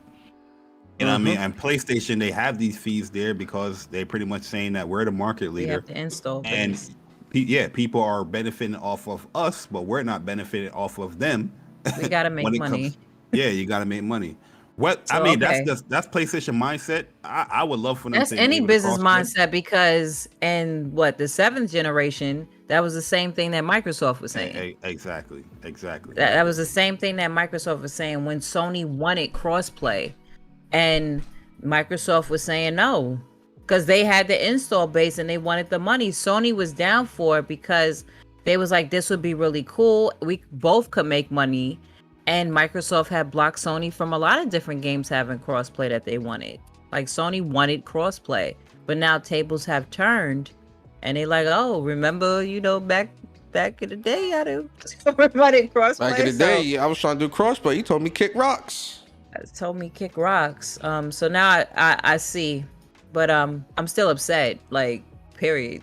as a fan and as a gamer, Yeah, like you want I am the upset. crossplay there. I agree with I you want the 100%. crossplay. But the business, that's business. Hopefully they could work something out. Take-Two Interactive definitely need to wake up. And they do. It's crazy because they have. Maybe it'll come down the line in some, because Sony does have a relationship with 2K games, especially for the 2K sports game, NBA. So maybe something to come about down the line as they see that this will be profitable on all, because Borderlands is not spoken upon like it was before. Like it's not that hit game like that. Can I be open for a second? Can I go off? Sure. Thank you, ma'am. Thank you, ma'am. This community is funny sometimes, man. When it comes to PlayStation putting people wanting PlayStation to put their games on other platforms, the excuse that they always make is, oh, if they put their games on other platforms, that's more money in PlayStation's pocket. That's more games that can be made. PlayStation having the majority of players on a game or the majority market share in the industry, and wanting games to charge certain games to do crossplay. Because that too would be more money in PlayStation's pocket, which can be more investments, more games, more whatever. People have an issue with that, and that's wrong and anti-consumer. You can't have your cake and eat it too. If PlayStation putting games on other platforms is also good for PlayStation because there's more money, how is this not the same as that?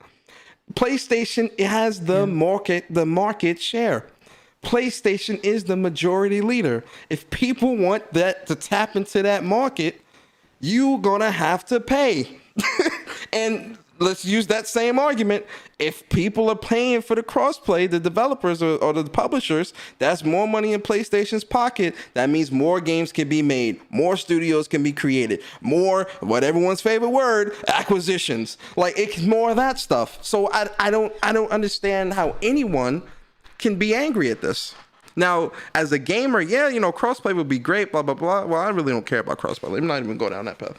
But, crossplay, I really don't care about Borderlands either. Gamer, you're not really caring about the crossplay because you still have an abundance of people to play with. The people that don't have the online base like that, you know what I mean? They like, yo, what the hell? That's not my problem. Yeah, Go buy a PlayStation. Depends on your friends base. Like I do play on Xbox, and I do have friends on there, and I'm like, nah, I wasn't getting that for Xbox. Like that is just certain games. So I was like, yeah, I'm getting this game on PlayStation. And exactly. Yeah, but I would have loved the opportunity. It's not a deal breaker for me, but I'm like, I would have loved the opportunity to have crossplay, with y'all, so we could. But crossplay, a lot of times, if it's not done correctly, messes up the game. So like Call of Duty. Plus, Call of Duty, especially with the lied. crossplay with PC people because they be cheating. Yeah, So they be lied. They cheating talking in about that card, it's man. gonna be input based. So if you're on controllers, you're gonna line up with the PC people with controllers, and keep mouse and keyboard people are gonna be in a separate thing. They lied about that whole crossplay joint. Liars. I'm sorry, I just ranted. I still was Go ahead. destroying people on keyboard and mouse. So Oh I yeah, didn't that's a care about fact. That's that. a fact. But I know you came across them dudes that's like. Came across They dudes were like, underneath the freaking map. Yeah, That they happened in a can't- tournament. I'm like, what the hell? Dudes out here lining up headshots like ease. I'm like, wait, what? How? But crossplay. People still turn it off in PlayStation anyway. Most people do turn it off. Let's A When lot you of go to people turn PlayStation it off. games. Even like what was happening with Outriders, it was like causing a problem. So yeah, I mean, I don't mind it. I didn't even know I don't really Outriders had care either crossplay. way. Yeah, it did. Mhm. It did have did? crossplay. Really? Yeah. Yeah, it's crossplay. Man, that's why that And game I had heard some that issues I like think that. Destiny is trying to pull Yeah, through they with the implementing full it next crossplay. month. Next month, Yeah, they're so gonna. That's we'll when see I'm how done. that goes. I'm done. If I can't cut but- that bullshit off, I'm done. But at the end of the day, to wrap this up, it's not PlayStation. PlayStation will enable crossplay. It's just you got to pay to use their to get access to their And that's user base. business. That's I business, man. That's business. You gonna I pay. think a But lot I of gamers see- don't understand business. To a I certain see a lot of extent. people saying PlayStation is not enabling the crossplay. No, they are, but They just want it. comes You with a- gotta it comes with a pay. price. You gotta Yeah. pay, We man. got the juice right. Like they saying we have the juice right now, so y'all gonna have to pay for the juice. What I So tell y'all, don't man, blame them. a lot of folks out here, you go into like the mall, right? And you go to the food court section and you see the teriyaki chicken girl out there with the samples. Dudes will walk past and eat up all the goddamn samples. And be like, oh, no more sample, no more sample. And not go buy a support the plate. restaurant. Yeah, go support, if you love the chicken, go buy. Oh, no, I'll wait till you get more samples. No. Go support the restaurant. You love the Oh, food. no, the only thing I do that with is the Greek yogurt with the honey. Oh boy, I'll circle around the block, boy. But yo, man, let's move on. So GTA 5, man, this is a rumor, not a fact. This is a rumor. But rumor is that GTA 5, the next gen version, is likely gonna be $69.99 on PlayStation and Xbox. I would be surprised. yo, if y'all go and buy that, I'm done.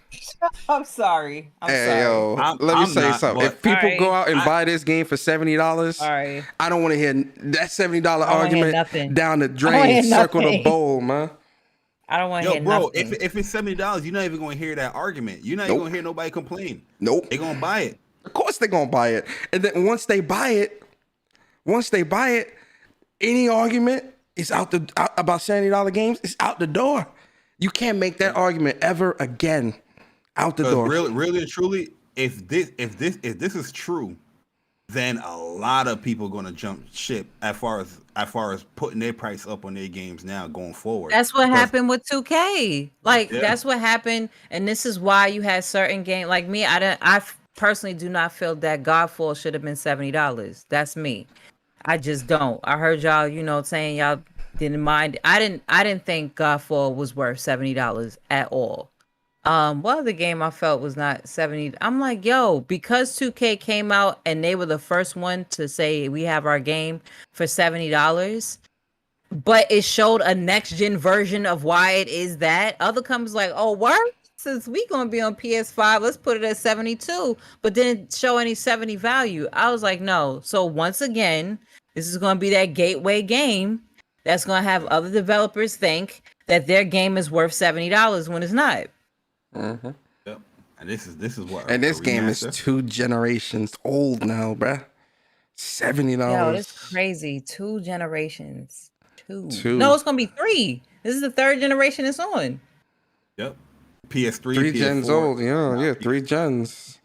3 I only generations of the man. same. I only bought this goddamn game once. I bought it the on game. PS3 when I it bought first it came one out. time. I bought it That's twice. it. I didn't bought do it it. twice. I bought it on PS4. Yo, I know people that bought this game like 5-6 times, I bro. bought it one time. One time. Well, I bought the other one as a gift to my brother, so it will be 2 times. But that's it. Rockstar Really, truly, Rockstar though, has definitely like personally? fallen from grace, man. They used to be Personally- pumping out games like crazy. Now this shit is. Yo, but I don't blame him because look, the gaming is the gaming is coming more advanced, right? Like back then, I'm not gonna say that because back then the technology was what the technology was, but they added so much more detail and stuff in these games now. Like, You understand how large Rockstar is? yeah, that's true. I mean, they people Why are kept companies buying like? it. But why are companies like? See, I'm not making no excuses for Rockstar, man. Damn that, because we got companies like Insomniac. We got companies like Insomniac I know, putting out Insomniac three or four games within a games 3-year within time 6 span, bro. months. And they Yeah, and but they are open world large. different than like Nah, the it Rockstar. doesn't matter, bro. That does not matter, bro. Rockstar got like 3,000-4,000 people working on just GTA, bro. Well, they did say that they're coming out within how many years span? They want to come out with 35 titles or something like I that. believe it when I see it. Yo, real I mean, talk, what though, I took from that, they just gonna remaster a whole bunch of the old Grand Theft Autos. They're probably gonna come back with Midnight Club, and a whole bunch of their old acquisitions and Warriors and I need Bullies and stuff like that. a Warriors remake. Now if they do a Warriors remake. Yeah, I heard there's gonna be a Warriors remake. There's gonna be a You heard remake it to here their old first. stuff. You heard it here first. Yo, real talk though. I know they're gonna get away with it, but they can't get away with that, yo. If this is true, where it's $70 for a remaster of or a port of GTA 5, yo, that's gonna be crazy. Just play it. Just get a PC, get the mods, and there go your remaster. I'm not. He said, I'm not. I just don't. If it looks like the piece what the PC modders were doing with Grand Theft Auto, like then I would see the value in that. If it's just like of like you just upscaled it and they want to charge $70 for that, nah, no. And it's gonna Bro, sell you know like what's funny? Here go the other thing. Yo, listen, man. I'm making comparisons today, man. Call me comparison persona. When it was Spider-Man remastered for $20, yo, the world lost their mind. They lost their goddamn mind. Yo, but facts. GTA about to release this next gen upgrade for $70. If I don't see that same energy, we call me Con Ed because I'm cutting the lights off. Yo, this is crazy, bro. Let me kill a point too, because you know my man Guap in the chat asking why y'all ignoring the fact that GTA 5 is free on PS5 for 3 months. No, that's the online portion. That's the online. That's not the full game. Not the game itself. That's the online. That's why we ain't mentioned it, because PS Plus members, you've been getting $1 million, I think, every month or something like that going forward. Yeah. But when that comes out for PS5, you're gonna get it free for 3 months, free or whatnot. Because I think they separated now. Yeah, they separated it out. Like a games as a service kind of thing. Because my thing is that if you get GTA 5, it's going to be free for 3 months, so you have that time span to download it or whatnot. But I guess after that 3 months, you're gonna have to pay for it. Or whatnot. You said nobody plays single player, so why y'all paying $70? Oh boy, I'm not. Nah, this not that type of show. All right, moving on. So GTA might be 70. We'll see what happens. Right. But moving on. Yo, man, Far Cry 6 gameplay, man, that got released yesterday, where they did a whole I didn't see show. it yet. You didn't see it? Countdown to the countdown. Yeah, I didn't see that yet. The Oh, Ray, we need a gameplay? reaction. We need a reaction. Yeah, I'm gonna do a reaction video. I didn't see it yet, so I'm gonna do a reaction video tonight. Yo, Yeah. don't play it. Don't play it. Go Oh, right don't and play see it. Oh, all right. Where messed up. All right, so I mean, you Bari, can play for your people. I'm not on there looking. You can Oh, play alright, for your cool. for your all right, audience, I'll but tell you what. Okay. all right, cool. but yeah, I didn't see it yet, and my man Giancarlo, of course, is there. Esposito, yeah, he's a good guy. I liked him in Mandalorian. You know, He's a good actor. He's Yeah. a phenomenal actor. I'm gonna say that I'm not gonna talk graphically because I ain't gonna want to. I already heard what Persona said that. I already heard what Persona said. He said it wasn't. He said Days. He said Dying. I was say Days Gone. He said Dying Light. Looked better. Oh yeah, it definitely looked better. Like than Far Cry. Far Cry 6. You know what it is, man. Yo, man, I'm a hypocrite, It's not man. Let me supposed to be a expose next gen myself. game. That's why. Let I me just think that expose it's so myself. confusing right now. Let me expose myself for a second, man. Okay. I buy Ubisoft get me every fucking time, man. Every time. They show no, I'm talking more specifically to these Far Cry games. They show the games, I get all excited. I'm like, yo, this looks really dope. I Me get the too. game and I don't finish it, bruh. I don't Yo, finish it, Persona- bro. I finished I Far never Cry finished 5. I these did not Far like Cry it, but I games. finished Far I need Cry to 5. confess too. I need to confess. I have never finished a Far Cry game either. bro. What? Yo, Wait a minute, yo, wait a for minute, wait a real. minute, wait a I minute. never You finished these Far Cry games. Far Cry 3 is the best Far Cry. I don't care what Yo, nobody I says. never finished none of them. I have OCD, right? So when it comes to like Ubisoft games, when I'm God. So you tied never to finished Far Cry, any- I have Okay. to unlock everything. I have to do everything on the map. And yo, there's times where I put Far like Cry is 40 an hours, easy play. 50 hours in the game, and I was just like, I'm getting tired of it, bro. Far Cry 3, I felt was the best Far Cry. I didn't play 2. Somebody mentioned 2. I didn't play Far Cry 2 was yet. I good. do want to play it. I heard that was really good too, but Far Cry 3 was great. In my opinion, I really enjoyed it. I didn't 100. I almost platted. You had to do this co-op stuff that I didn't get to, but yeah, Voss was amazing. I felt like they didn't really further explain Voss. Of course, this is supposed to be Voss, right? The young kid. So, if we're alluding to that, I don't know yet because I didn't see it yet. But anyway, I'm about to spoil myself. But yeah, Far Cry 5, I wasn't feeling like that. Like it didn't the creativity behind the story, because it was based off of some like a real cult that they did a whole bunch of research on. The gameplay at times it makes sense, because how am I in a helicopter and I'm getting kidnapped? I was flying in a helicopter and then out of nowhere I'm kidnapped. Like that didn't make sense to me. I just don't like what Ubisoft been like. I don't like what they've been doing so far with their AAA titles. They've kind of been meshing them all together as one. Ghost Recon has turned into a goddamn Far Cry. Like I'm like the way the map is and everything that you do has turned into Far Cry. Assassin's Creed has turned into Far Cry. It's become an Assassin's Far Cry game. And then Ghost Recon has become into a Ghost Far Cry game. So I don't like that they've done that with their games. I want them to feel separate. I think Recon was a really dope franchise that you did these espionage type of things, of being this special ghost group, this recon group, and I don't feel like that's the same game I anymore. stopped It's just buying a those Far games Cry too. game. So I stopped buying yeah. Ghost Recon. I stopped buying Assassin's Creed. I stopped buying Far Cry. I didn't buy 5. I didn't buy Primal because I just know like I'm not gonna finish them. You know what I mean? Nah, with Assassin's Creed Valhalla, I do enjoy it. Like I still need to go back and finish it, but it's too much. Garbage. I'm sorry. No, the combat is okay. The combat is not that. It's all right. Did y'all play it ain't the Origins? best. Yeah, Origins was. I played Origins. It was pretty good. But with Valhalla, man, it's just so much. So much, and I'm just like, the thing is too, you don't have to do all of it, but it's there, and it keeps flashing and bugging you, and it's like I'm gonna do it. Now they're tying in levels into the game, so if you want to level up. Excuse me.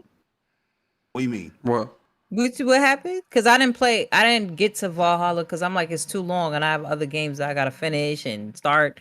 So it's time to what? It's tying like levels into it. Like Assassin's Creed is like depending on your level where you can take on like an enemy. Oh, that's what you're talking about. Okay, I just farm just like any other RPG. I just farm. But with Far Cry 6, man, like it looked good. It looked flashy. I like the chick that she looks like she's dope. Fun, the gameplay looks good, and the presentation looks good. Like the graphics, obviously, graphics look a little off, especially with what we've been seeing lately with other games. They definitely could have done better in the graphics department. That's another problem with Ubisoft, man. They have a lot of money, and they get very greedy and cut corners, man. And they really have to stop that shit. They cut corners with a lot of their stuff, their games are too buggy. Yeah, and it's like, yo, you got all these developers. The fuck you working on? What are y'all working on?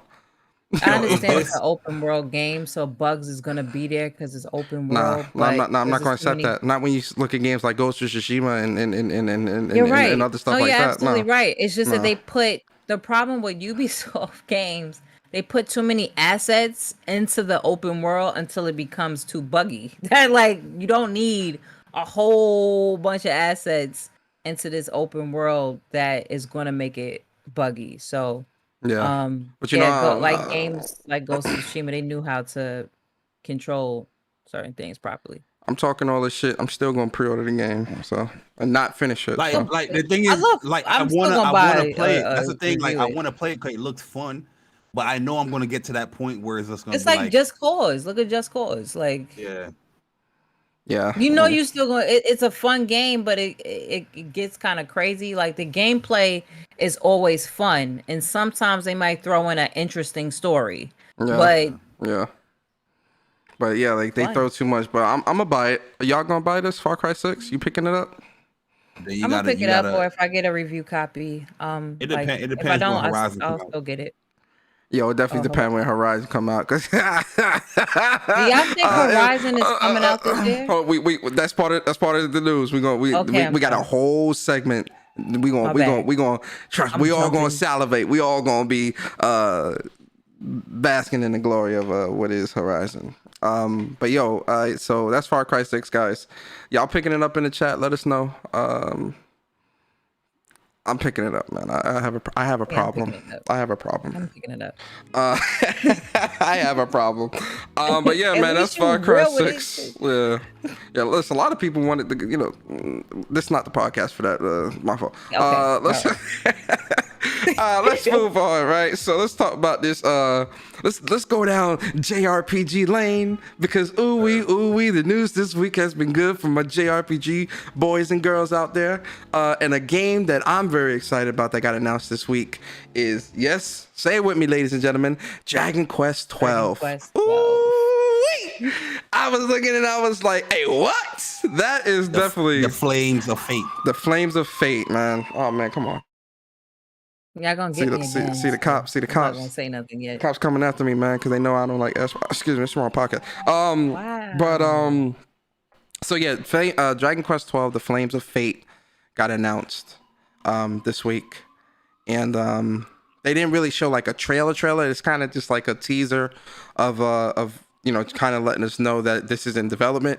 And they say they're still in the early stages of development, but they got great news and essentially. The other news that I saw is that it's actually going to be the combat system is going to be revamped. So I'm hoping we get something along the lines of Final Fantasy VII Remake. Because man, oh man, that would make me so happy. No, Yo, they he's said that weebing. Do y'all hear the weeb in his voice right now? You are weebing out. I'm sorry. Yes. They Even said that you they're gonna explaining the news, you sound weebish. they're gonna change the combat. I think they might go a hybrid system like Remake, which that I'm would be begging. great for I'm me. begging that if they go hybrid ATV. Hey yo, man. Listen, man. Go ahead. I'm sorry. Y'all go ahead. Bari, let's start No, with you. y'all go ahead, cause yeah. Bari, let's start with man. you. Yeah, I'm excited. I'm excited for this game. It's still in early development, so it's not coming out for a long time. I'm surprised they actually it got announced so quickly because normally with a Dragon Quest game, it takes a while before they announce the next mainline game. But I guess they want to get it out there as quickly as possible, like let people know. But it's very in early development, so don't expect this game anytime soon.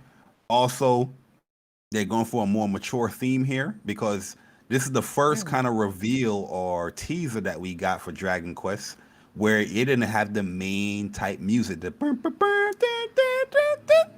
that stuff. Yeah, it was very just dark. a very Like, they're going for a more mature theme with this game here. Yeah. So Actually, we'll definitely the see trailer how was people crazy too. Like the way it was, where like it did the slash, then you hear him talking in the background. I'm like, yo, this is definitely like a dark game, bro.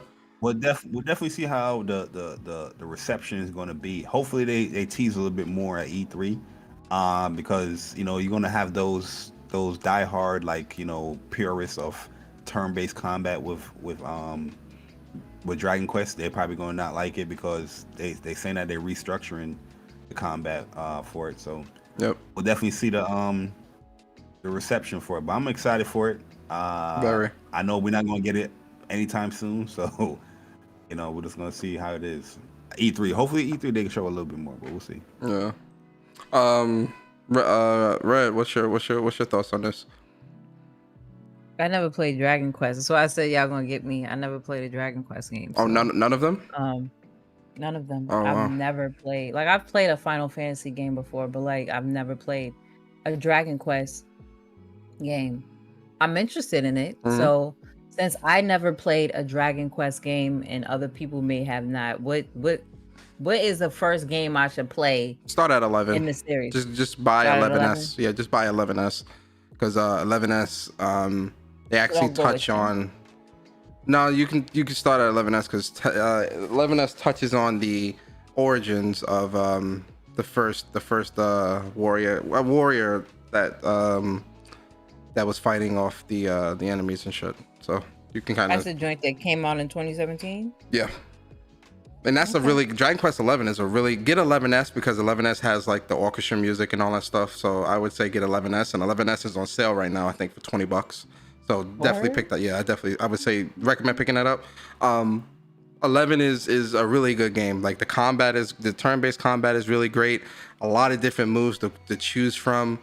The enemy types are really cool. Good music, good dialogue. That story, you're gonna fall in love with that story. It's such a great story. My favorite character is Veronica. She's super feisty. She's definitely, because she's like got a heart of gold, but she's mean as fuck. I love her. Favorite character is definitely Veronica, but it's a lot of different characters to choose from.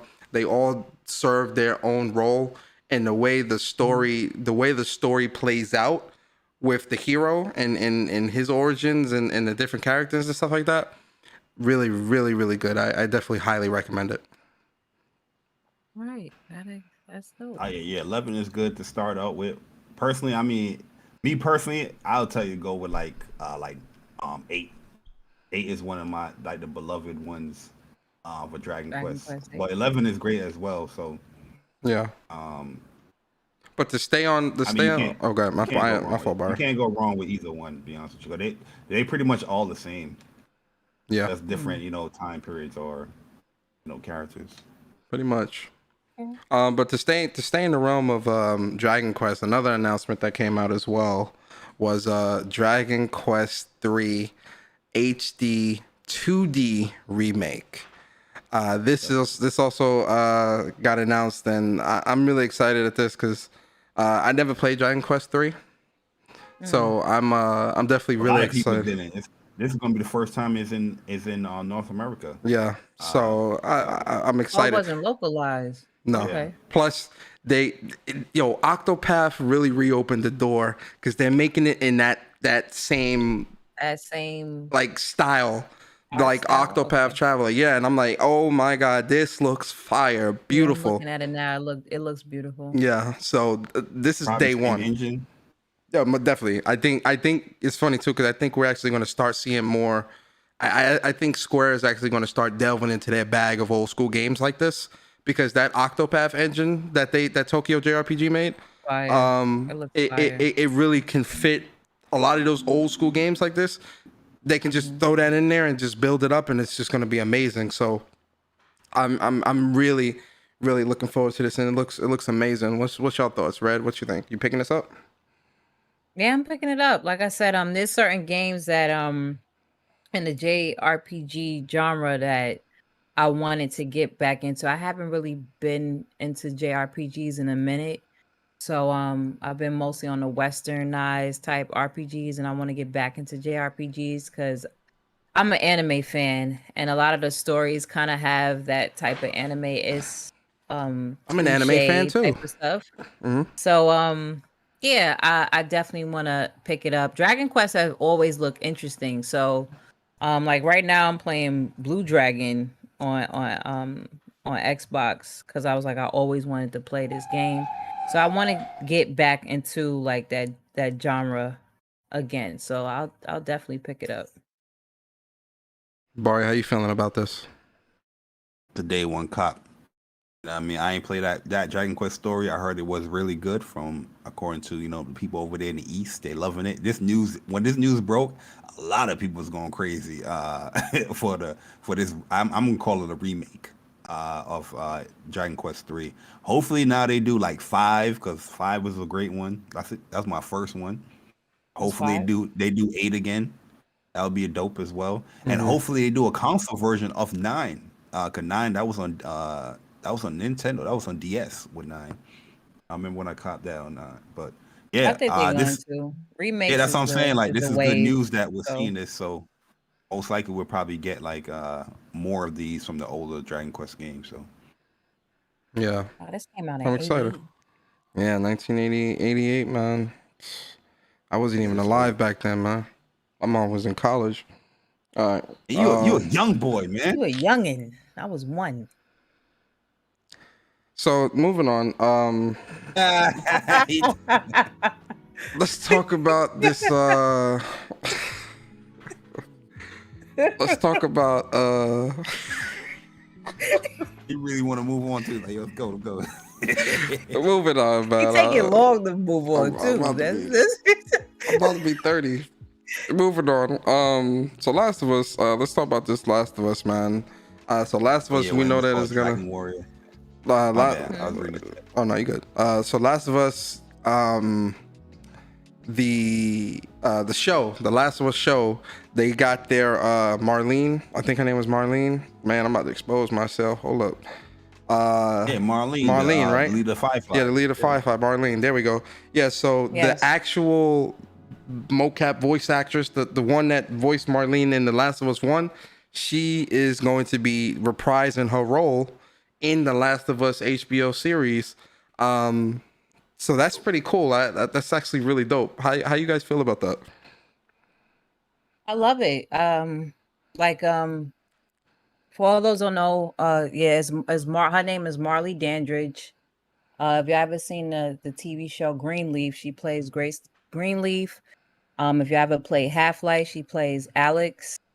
And of course, we know she played in Last of Us, and she also played the nun in Uncharted 4. So I wanted her to be the voice of Nadine. I didn't understand why she wasn't chosen. She's a Black woman. She's Japanese and Black. Her father's Black. Why she didn't play Nadine? You have a Black woman that, was a voice actress in 2 different Naughty Dog games. Why would y'all not pick her to have, of course, She might have been of voice? She might have been busy at the time. That's what I was saying. I'm guessing she was busy because, of course, she was shooting Greenleaf. And they did 4 seasons of Greenleaf or 3 seasons. So that probably is it. So I'm happy that she's able to reprise her role. And you never get to see that. You really never get to see an actor or actress reprise their role in a life form, like the real life version, the live version of that same role. So I'm happy about it. I seen online. I was like, I seen BG tweet. I was like, oh, BG, man. Fuck you. What are you talking about? Shouts out to BG. That's my brother over there. But I was like, bro, how does she not look Black? How? Like, she looks like a light, and in certain pictures, of course, her skin is lighter. And certain pictures I look lighter. But that's because the way the light hits this. We're not gonna go down that path. Yeah, but she's a brown skinned woman. Like I said, certain pictures that I'm in, I look a little lighter. But if you see for example, my picture on Twitter right now, so she has a pointy nose as well. I have a pointy nose. So you're gonna say I don't look Black? so you're gonna say I don't look? This views me as an example. Tripping. I don't look Black. What does Black look like? You know what I'm saying? We have different nose structures. We have different skin tones. I'm gonna say Black is not just purple Black. Because somebody said Hispanic, and I was like, okay. No, but I'm saying Black, Hispanic people. So I'm Afro-Latina. Afro-Latina. I'm Afro-Latina. But not only that, but it's just like Bari's the color of a sheet of paper, but he black. You get what I'm saying? Like, that's what I was saying. I was questioning myself, like, damn, and am I black? I'm semi light skinned as well. Like we all come in different shades of black. Like it's not just like brown. Like that doesn't mean that I'm the black people. We are the Cosbys, man. You remember how like Trudy was dark skinned, but then I forgot the names of the damn people. Listen. We all come in different shades of black. Okay, we all are not like the same shades, color of black. Bones, like we have different nose structures. We are humans. One might have a pointy nose. Some might have like a little pudgy nose. That's what I'm saying. Like, I was like, how she doesn't look black? Somebody said, well, she looks Hispanic. I was like, do you know what Hispanic actually means? That's black. Hispanic, like Latin is not a race. Latino is not a race. It is an ethnicity. There are Asian Latinos. There are white Latinos. There are black Latinos. I think that's where the misconception came from. Hispanics, though, Hispanics though has an origin of Africa. In Latin America, that's what that means. You was owned by the Spaniards. Well, I shouldn't say Spaniards, by the conquistadors, because Spaniards was the actual black Spanish. I'm not even gonna go into history for those who don't know history. All right, but she's black. Her pappy is black. Okay, she's a black woman. What is she mixed with? She what? Asian and black? Her mother's Japanese. Okay, yeah, I definitely I was thinking that too. I was like, she might have some Asian. She actually look more as if like her bone structure. Her nose actually looks more Native American, in my opinion. So, yeah, like I seen a lot of people say that, yo, she looks Spanish, but like when I first got the glimpse of the picture that he was she didn't look nothing Spanish to me. Yeah, I was thinking like, like black what are y'all talking about? Like black and like Chinese, not Chinese, but like Asian or something like that. That's what I was thinking. Yeah, nah. But even a Hispanic, she still looks like let's say Afro Latino, whatever. Like that's black. I am black. But the thing is, even Marlene, the character that we're talking about, she's not like dark skinned. Yeah, she was light skinned. She's not dark skinned. Yo, this why I'm like, yo, man. That's why I'm saying, like, yo, man, like I'm good, man. Like when it gets into that talk, like, listen, man, black is black, man. Like I don't understand why. She's not the color of Bari. She is not Bari's complexion. No, she definitely no, she definitely is. But listen. She's not. Yeah, she is. But no, she's not. Y'all didn't see her on TV. This picture on Hollywood Reporter, she the same color as Bari in this pic. That's because they lighten up pictures. See, there you go. Black's coming all different shades. Bro. That's what I'm saying, though, bro. Like, yo, why is it? Y'all don't see them edges? Hold on, wait a minute. This is what people get. Just look at the edges. Let's go into the. But why is it always these why are all these stipulations always put on with black people? It's like, yo, black is black. It's not dark skin black. It's not light skin black. It's just black. You don't have every black person got a wide nose and full lips. Like black people just black, man. We the light skin community. Nah, man. Cut all that, man. Cut all that, man. It's just like, yo, that stuff throws me off because I'm just like, yo, it's just we come in so many different shades. Like it's all the these same fucking thing. Stipulations, shit is dumb, bro. It's a lot of stipulations. It's the same thing. My thing is though, let's say she's not black. At the end of the day, she still looked like Marlene. Like that's what I was looking at. I was like, yo, she looked like the character that she's portraying regardless. So I think it's a good casting. That's the best cast I've seen so far. Forget the little Game of Thrones girl as Ellie. That looked whack. Man, I respect my man. What's his name again? Who? The Joel. Who's playing Joel? I respect him. Oh, Pedro Pascal. Yeah, Pedro Pascal, but he don't look like no goddamn Joel. He don't look like Joel. He don't look like Joel. Yeah, but when I look at this, they sell oranges in the city.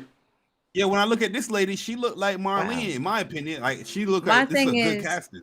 Before people started to judge, I was like, did y'all ever see her act? Like that. That's why I was like, y'all went. I've seen her act because I love that show Greenleaf, so I seen her act. You know what I'm saying? Besides her voice acting roles, I've gotten a chance to see her act. She was also an actress on Broadway. So, like, I've gotten to see her act, and I'm like, y'all didn't even go out and actually look damn, look at a trailer at least. Like, do research. I just need people to do more research. And yes, I need people to stop putting all these different stipulations when it comes to black people. You do not have to be, and it's weird because so Chris Brown's not black. He's light. He's Bari. Yo, listen. You got Bari, and then you got. That's why I'm saying it's. Or if like, you got like man. finer curly hair, you're not black. Or if your hair is straighter, everybody then you're not black. hair gotta be 4C. Like, what's going? Like, everybody gotta have 4C hair and be blue everybody black. have 4C hair. Like, come on, man. You can't have light eyes. Here, If you have light eyes, then you're not. I'm like, well, do you know what all that light eyes stuff? Like, it still came from us. We the first people. So, like, let me not. That might be too much for y'all. The truth might be too much. And it's on a Saturday. She about to bring out the red infamy, capital letters. Yes, sir. Just saying. Yeah, but so she, I think it's a good casting. That you actually got the actual person that actually played in the game, in the show. That's perfect. So I'm happy with it. I'm very happy. She looks great. I'm excited, to see the show. And as you all can tell, everyone comes in different shades of black. Everyone is not the same color. So please keep that in mind, please. But with that being said, man, let's move on to the next topic. And yes, we are getting into some fighting game talk real quick. And we're about to show the greatest, another King of Fighters 15 trailer, man. So they announced Blue Mary, man. She's coming to KOF 15. She looks really great. She's not as flashy as everyone else, but she gets the job done. Blue Mary's OP. Red, what you think about this? Did you see the trailer? Are you into King of Fighters? Yeah, I'm into King of Fighters. I didn't see the trailer yet. Who's this? Blue Mary. Yeah, she I'm looks looking pretty. at it now. Yeah, look at it. I'll let Bari give his thoughts, and while you look at the trailer, yo, Bari, what's your thoughts on this one? Yeah, like this is gonna be, this is like a no-brainer here, like as far as who's gonna be in KOF 15, like Blue Mary, kind of popular character.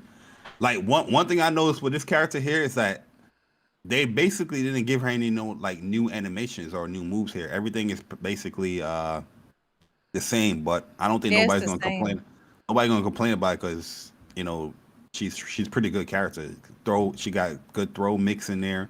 She got good buttons. She got good grabs. So Yep. So yeah, she looks good though in KOF 15. Like this look like an updated version of the character. But yeah, I'm happy with her, man. Let's fight. I think she's gonna be good. Yeah. great. What you think, Red? Oh, okay, you like it? I'm like, yeah, she looks great. Same moves, same, like she has great grabs. So I don't know if I'm gonna use her like that. I don't know. Who's playing King of Fighters? Because I have all these fighting games and I have nobody to play with. So the thing is, with King of Fighters it's plagued with bad net code. So 14, good game, but the net code hot garbage. I think, is it 15 going to be rollback though? Isn't it? That's the good thing about 15 is that they at least acknowledge that they're implementing or trying to implement rollback net code. So I think the livelihood for this game is going to be much longer than ever, because now you have like good online, so you can play with your friends and not worry about 8-frame delay, 10-frame delay. You know what I mean? So Persona, you gonna take that L again? Ella, what you talking about? I mean, you actually the king of L's. That's why you call me queen of L's, because you try to deflect the reason that I actually get you in fighting I'm games. sorry, in school, my teachers never taught me the letter L. I don't know nothing about that. Sorry. Oh, you know what L's now. sir. So you're I skip Japanese. over L. You're saying you're Japanese and you don't know the letter L. In school, they ain't never teach me the letter L. I still understand. So you're I still Japanese. understand what you're So saying. you say brew. You say brew instead of, you don't say blue.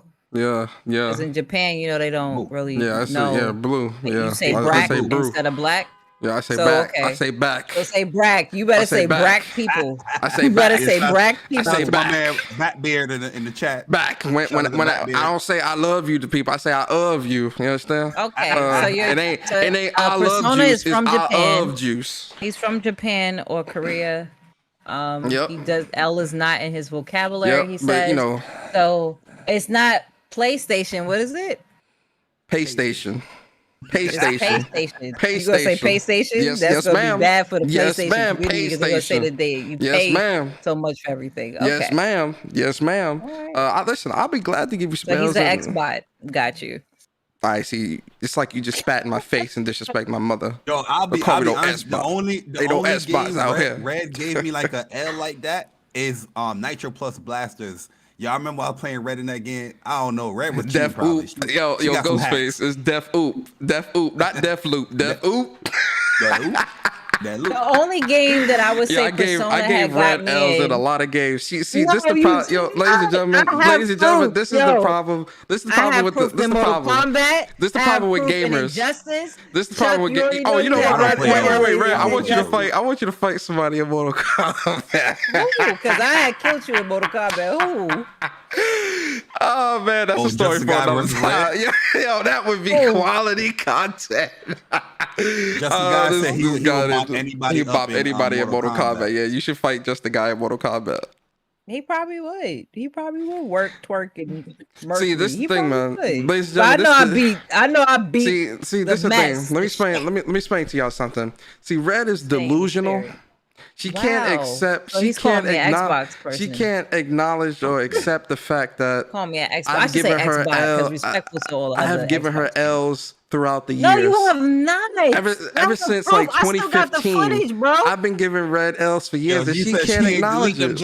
She can't acknowledge it. No, see, Bari, this is what it is. Bro. I gave her the L. I gave her the L, Bari, but she, in her mind, it only allows her to see the win. The only L you gave me was in Blaze Blue. That's it. That's the only L's you gave me. Blaze Blue, Blaze, where's the E? Baze Boo. Baze Boo. Baze Boo. That's what we're playing. Bro, where's the Listen, Red, if you want me to give you more L's in these fighting games that's coming out, I'm going to have Guilty Gear. I'm going to have King of Fighters 15. I'm going to have Virtua How is Fighter. it Blaze Blue? There's no E. It's Blaze Blue. Baze Boo. Listen, man, I'll give you some L's. Don't worry about it. You do it for a re-up anyway, so I'll give you some L's. But yeah, man. I beat him in anime fighters, bro. She didn't. But wow. Blue Mary looks great. She looks really great. So what's her name? Boo Mary. She looks very great. So yeah, I can't wait to play with her. Boo. Boo Mary. Boo Mary. Boo Mary. Boo Mary. So yeah, man, that's King of Fighters 15. Can't wait. Let's move on to King of Fighters has always been a great game. It's just been plagued with like bad netcode. But so Guilty Gear, we set for Guilty Gear. Oh yeah, Guilty Gear. I don't want to hear nothing. We set Guilty Gear. Right. Yeah, Guilty Gear. I'll be there. I was putting in some work with Nago. Okay. Nago, oh man, they kind of. You gonna get washed? You've used a Nago. Yeah, I know how to use him correctly. You're not supposed to spam his specials. Like I know how to use him. Yeah, but they kind of made it worse a little bit. They made that meter go up a little higher now. Don't worry, Red. The L's will be waiting. I have another character. Don't know. So yeah, man. Let's move on, man. Let's talk about this song. Yo, a lot of news this week. This ain't even an E3 week, guys. This is just some regular week. We almost there though. We almost there. Yo, no lie, yo. This week right here kind of got me excited for E3. Much more like. Go ahead, continue. So Sonic, man, that Sonic showcase was kind of ass. I'm not gonna lie to you. But you know, the two standout announcements for me at least was Sonic Colors got announced. That's gonna be coming out on PlayStation 4. And then this is Sonic Colors playing in the background. But also they announced a brand new Sonic game coming in next gen and last gen, coming in next gen as well. Peased. And it's coming out in 2022. So, you know, Red, start with you, man. What's your thoughts on both the new Sonic game and the Sonic Colors? I seen Sonic Colors. They did like a teaser to the new Sonic. Yeah, it was game? It was a teaser. It was just showing him running, and then it said 2022. It really didn't show or say anything. Sonic Colors, I'm excited for. I remember Sonic Colors from before. I had enjoyed that game, but that Sonic Force was trash. Sonic Kind of Force course, garbage. was trash. Was trash. I just need them to zero in on Sonic and stop making mediocre Sonic games. Like it's a dope side scroller runner, uh iconic runner. Like just please. This one looks really dope. Like I love this looks better, like for real. But I'm excited for Colors. I just get let down a lot with Sonic games and it's annoying. So um I can't. I'm gonna pick this up. If I don't get a review copy, I will purchase it. But I can't wait. Now the next Sonic game, hopefully, I don't know if it's gonna maybe I'm looking forward to another Sonic adventure game. Uh hopefully we can get something like that, a Sonic adventure game. A lot of people have been actually asking for a Sonic adventure game. So maybe that'll come into fruition. If not, I'm like, why? What are y'all doing? What are y'all doing at this point? Because even Mario has like elevated to different types of genres. Like, can we get an adventure game? Mm-hmm. Yeah, so Sonic Colors is going to be 4K, enhanced visuals, refined controls, and more gameplay upgrades coming. So Yeah. it's a lot with that. And Are they bringing the multiplayer back in this In remaster? Colors? I don't see anything This about that. is the first time it's coming like PlayStation. Sonic Colors was on Wii U. That's It where was I on. played it. It was on the yeah. Oh no, on Wii, On on Wii Wii, U. on Wii. It was on. I think it was on DS too. I don't. I Yeah, thought it was on Wii U. I get so like messed up with the Wii U because I kind of wanted to forget it. Yeah, Okay, cause so it's I the Wii. remember it coming out. I remember it came out Yeah, for Wii. there's And I no single remember player. I didn't get it for the DS, but I remember seeing it for DS. I like Sonic Colors, a cool It game. was multiplayer because I played that with my It was multiplayer. I Yeah, wonder if it they're was gonna have multiplayer in online there. multiplayer. Yeah, I played it with I liked it because it had those little power ups, the little things that you Yeah, get, and you get a different abilities. It reminded me of like a it Mega made Man it kind of thing. exciting. Yeah, but it's the first time it's coming to PlayStation. What got me excited is that they're redoing the Sonic collection again, and now we're going to be able to play Sonic 3 on other consoles now. I think that's the first time we're going to be able to do that because I don't think they ever did Sonic 3 again. And that whole Sonic tease, that was a waste of time, bro. The Sonic collection was a good news. The Sonic Colors was cool. They could have left it at that, keep it moving. But we got one more announcement. You ain't do nothing. You know what I mean? You ain't do nothing. Oh my Waste God. of time, bro. Yeah, but yeah. like Red said, Sonic games have been a lot of hit or miss games. I do like the OG ones. I like Colors. I like Generations. I thought that was cool as well. But yeah, man. I mean, we'll see, man. I think people will like Colors now is being able to play on more platforms. But yeah, we'll definitely see. I mean, I I'm enjoyed gonna it when it came out, so I can't wait.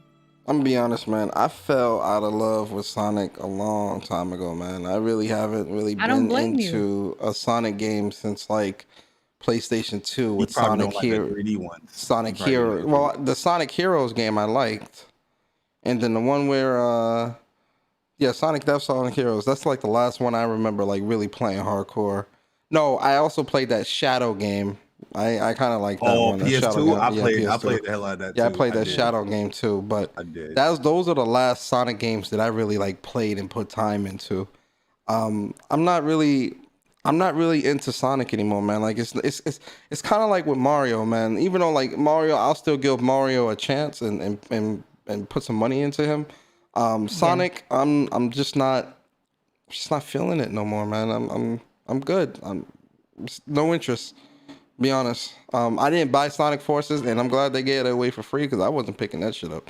And I just started Sonic. I was like, nah, I'm good. in the old school Sonic games, yeah, I'll play those again for nostalgia purposes, but I'm good, man. It just Like didn't I'm evolve. good. It wasn't consistently evolving as a franchise, and Yeah. I guess due to all of Sega problems in the past. But they really need to come back out with a Sonic Adventure. Like Yeah, that would they to me would bring it home for a lot of fans. And Sonic Colors, like I said, I really enjoy Sonic Colors, so I'm happy it's coming back out remastered. Yeah. And hopefully it has online play. So I guess that'll be the little gateway back into We'll being see. excited for Sonic again. Until then, they ain't getting no money from me. You can't get a dollar out of me. I think it's gonna sell well though. Of course it will. Sonic, of course it's gonna sell well. It just ain't selling to me. But So moving you're not on. picking it up? Hell no, I'm good. Damn. No, it ain't colors. No, I'm good. That new Sonic, I need to see. But the jury's still out on that It's one. gonna be 3D. It's gonna be a 3D one. So Yeah, but Oh, I need maybe to they see did how that they to us do it. with Forces, and we got We got 2 hours of bullshit, but let's move on. So let's get to the cream of the crop. And I think we all know what I'm talking about. I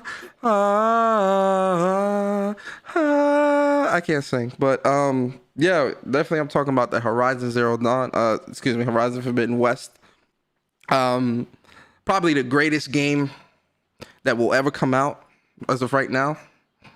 Except for Ratchet and Clank and obviously Returnal and obviously Miles Morales and all this other stuff. Basically, you know, PlayStation developers are in competition with themselves. But starting with you, Red. I'm sure you saw the Forbidden West Yes, I gameplay. did. Yes, okay. Yes. So you know, give us your thoughts, man. Break it down for us. How you feeling? Man, oh man.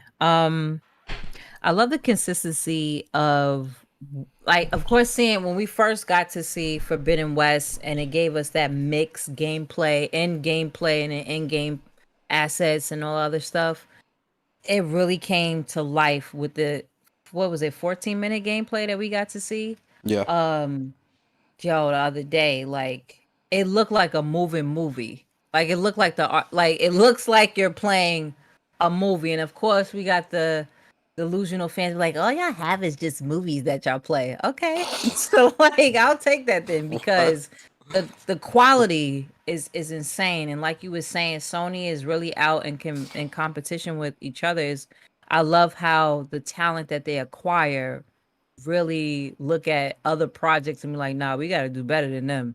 Like, they really like they come to that result that, yo, I need to do better than what God of War did. I need to do better than what Ghost of Tsushima did. And this looks phenomenal. Like, the light, one thing that people miss is the lighting in games, and the lighting to make things realistic. That's what Ghost of Tsushima was really a wizard at, was the lighting of that game to make things pop and look more realistic.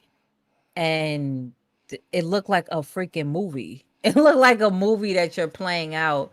It looked incredible. I don't know what else to say. I don't know any synonyms, hypernyms else to say that I'm excited to play this game. When do you think it's coming out? Like, what's your predictions on the release date? Since I seen gameplay, it made me confident that it would come out this year. Because for the longest, I was saying that Forbidden West is not coming out this year. But because I seen actual gameplay of the game, it's probably going to come out in the winter. Okay. Bar, we've talked about this since we did the live reactions, but you know, give me your thoughts, bro. Yeah, man, gameplay looked great. I like the new mechanics that they are implementing here in the game. It solved a lot of the issues that, you know, the cons that people had, or myself with the game with Melee. Melee have been improved here. Traversal has been improved here. It looks a little bit more free flow. It's not free flow like Breath of the Wild, but they're adding more to it. We're using the what you call it, the little device that she has. What's it called? The scanner or whatever it's called.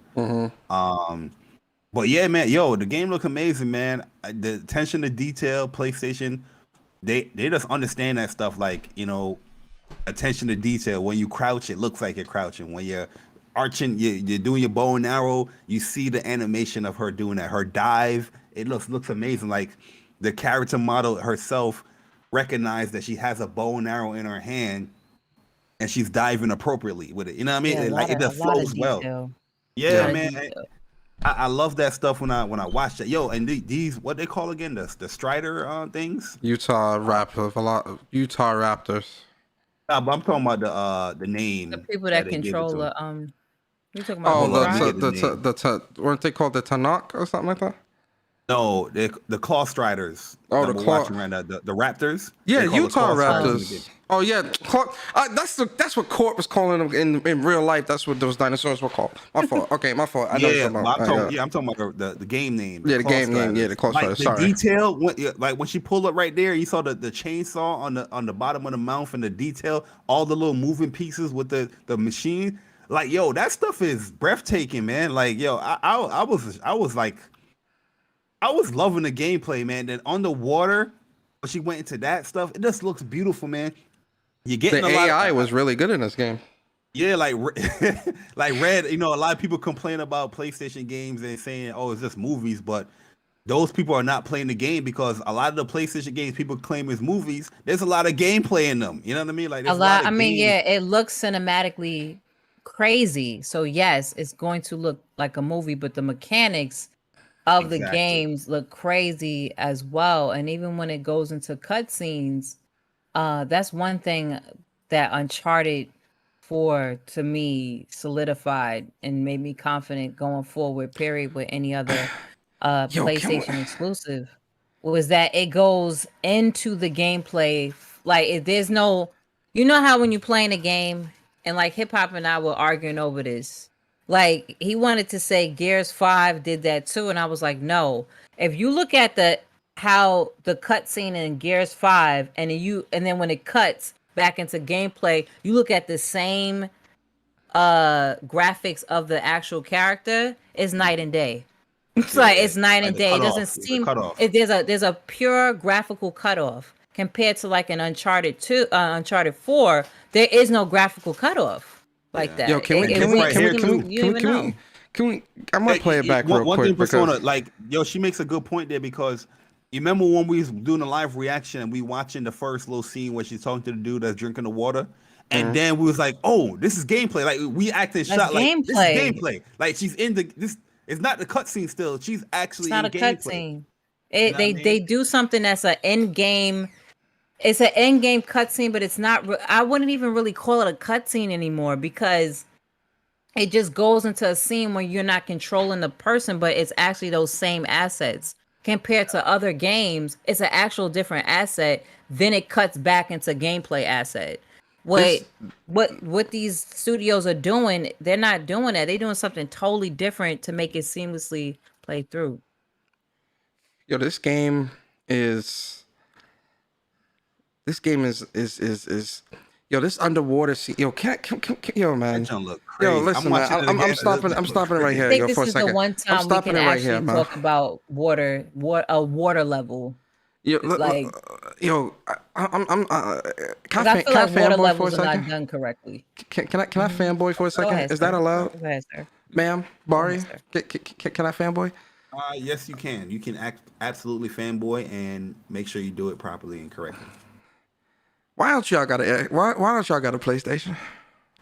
How can you look at something like this and say, oh yeah, PlayStation don't got nothing?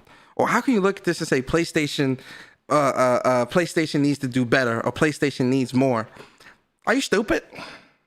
Like no, Or you Dang. can't are you recommend. stupid? Or you can't recommend. You can't recommend a 5 PlayStation today. 5. Like, are you stupid?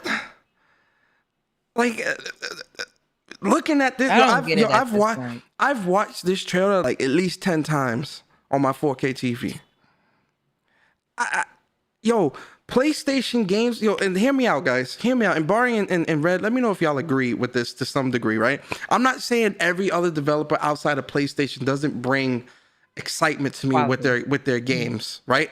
But with PlayStation's games, yo, when I'm looking at their games and looking at the stuff that they show, the feeling that I get is the feeling that I got when I was a kid. Where that excitement is like, oh, like, you know, when I was a kid and I was seeing, you know, Final Fantasy or something, like, mom, look at this. Like, I get that type of excitement. Or like, you know, my mom used to take me to Toys R Us. I'd be in a game section. Mom, can I get this? Mom, can I get that? I get that type of feeling looking at these, especially at this game. Cause like, I'm excited. My eyes is open. I'm like, oh my God, this is great. And, you know, let me talk to you too cool for school dudes, man. Y'all seriously just need, sometimes y'all need to just shut the fuck up and like just sit to the side. Cause and everyone doesn't hate everything like you, or scrutinize everything. Like, people can legit just be excited. People aren't Just gamers. excited, man. I just feel people critique too much until I'm like, well, are you actually playing games, or are you just sitting here just critiquing everything and not being excited Yeah. for games? It's like, yo, with this game, I'm excited, man. Especially when I saw this water level, and I'm looking at like the mammal fight, when she did the damn glide, when she did the rope cast up, the traversal, the parkour. Yo, I'm just like, yo, this is like fire, bro. Like, I cannot wait to play this. I'm gonna be all day on this. Or try to replicate that right there, and do us up. Because I'm gonna use that photo mode. Oh, this photo mode. Oh man. Yo, they better have that expandable storage for this PS5, because that goddamn memory about to get filled up quick. Sir. I went crazy with Ghost of Tsushima alone with photo mode. Like, I was Yeah, I had like 15 gigs. It makes you want to but that's the beauty of it. I think, like, even the art of video games, the beauty of games, it actually makes you want to stop. And I think a lot of people don't stop and actually pan and look at everything that's in the game. Mm-hmm. Like, especially this game, that's going to be something very notable in Forbidden West. The same thing as of how I felt playing Ghost of Tsushima. The amount of detail that was actually put in that damn game, like, even from his armor to the NPCs. Like, when I was like, yo, the NPCs got detail.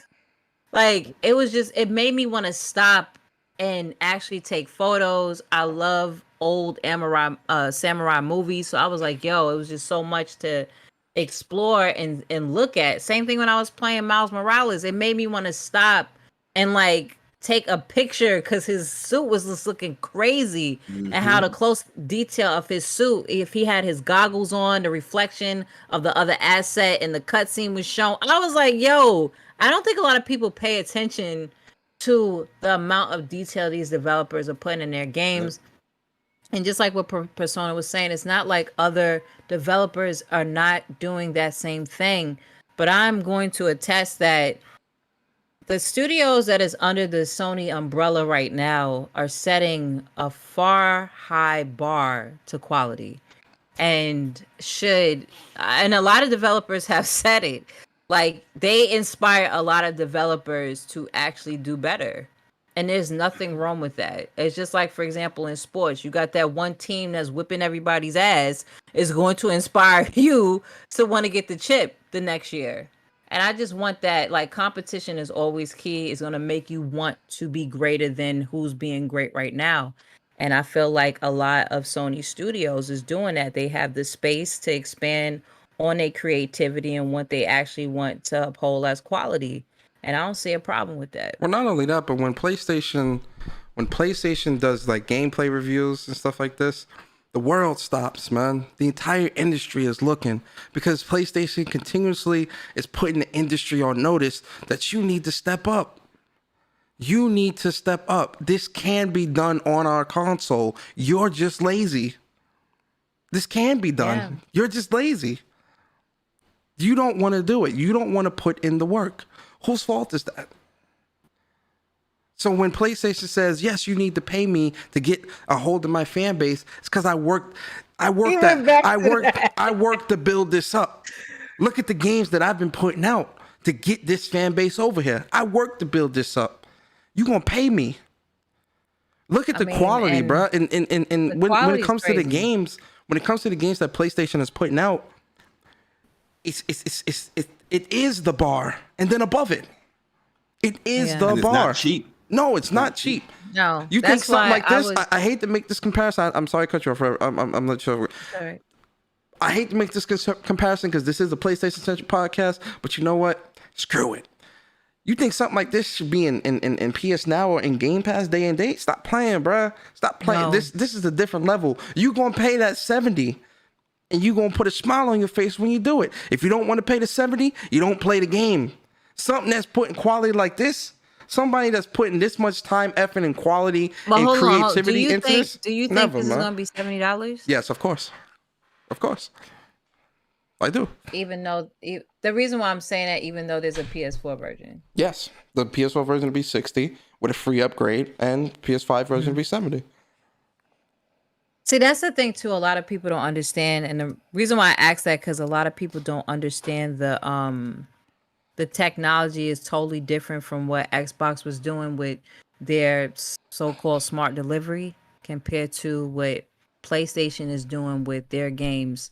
On why there's a pure difference between the PS4 version of something and the PS5 version of something is totally different. Like it is completely different. Like the technology is, y'all have to understand the technology is different on both ends.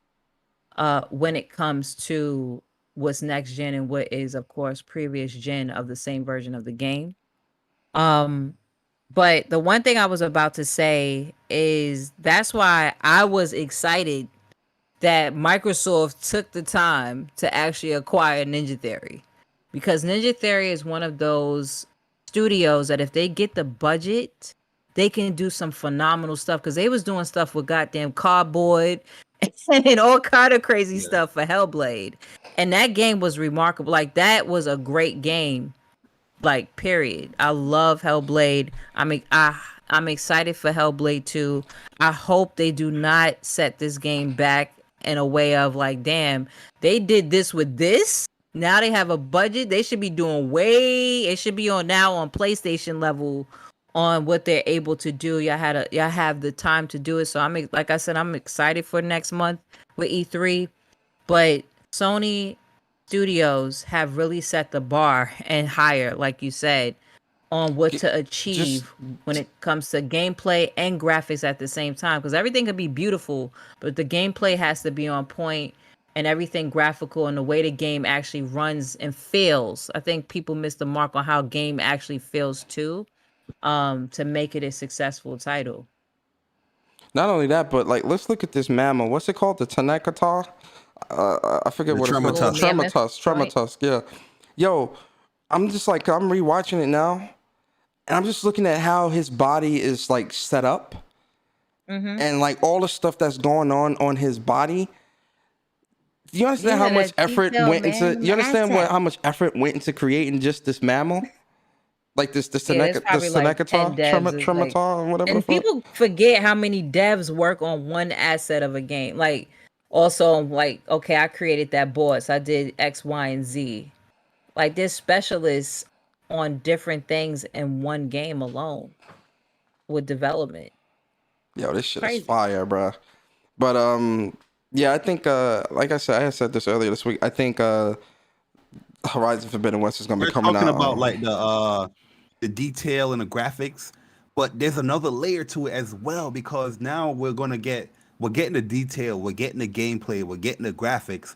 But then we're also going to get the immersion with the controller, with the DualSense. Yep. Yo, the DualSense is crazy. I don't care what nobody say. That was to me, the number one technology like award was the DualSense controller. Like this jump about to be fire, bro. Yeah. And then there's more to come with the DualSense. So, like, I'm excited. Oh yeah, I'm excited. It's a day one. I'm picking it up. It's day one. It's day zero. It's day 50. It's day -1, man. Like I can't wait. They lucky they put the pre-order up. Oh yeah.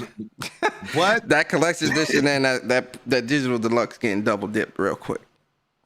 I don't think they're gonna go collector's edition no more, man. I just don't see the trend. There hasn't been any PS5 collector's editions. If y'all know. I don't think they're gonna. There's been PS4 collector's editions. I wonder why there hasn't been any PS5. If they don't, then I wouldn't be too sad because whatever. I need a steelbook. I would want a steelbook, yes. And this is a big game. I feel like they should have a steelbook for Spider-Man Miles Morales. Or no, nothing. What about Demon Souls? They out their damn mind. No. Yeah, they missed out on a lot of bread with that Miles Morales collector's edition. But yeah, they wilding. Miles Morales collector's edition.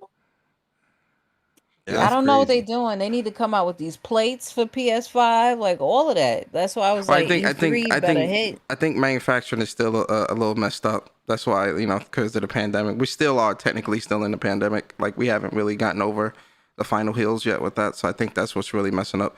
a lot of things overseas with shipping and factories in other countries and stuff like that is what's really still like really messed up. So I think that's why all this stuff is I just really want to backed know up. why the red controller costs more than the black controller. Red is the best color, man. They're gonna pay a little extra. Some effort goes into that, man. You know. Because my name is Red, and I gotta get paid extra.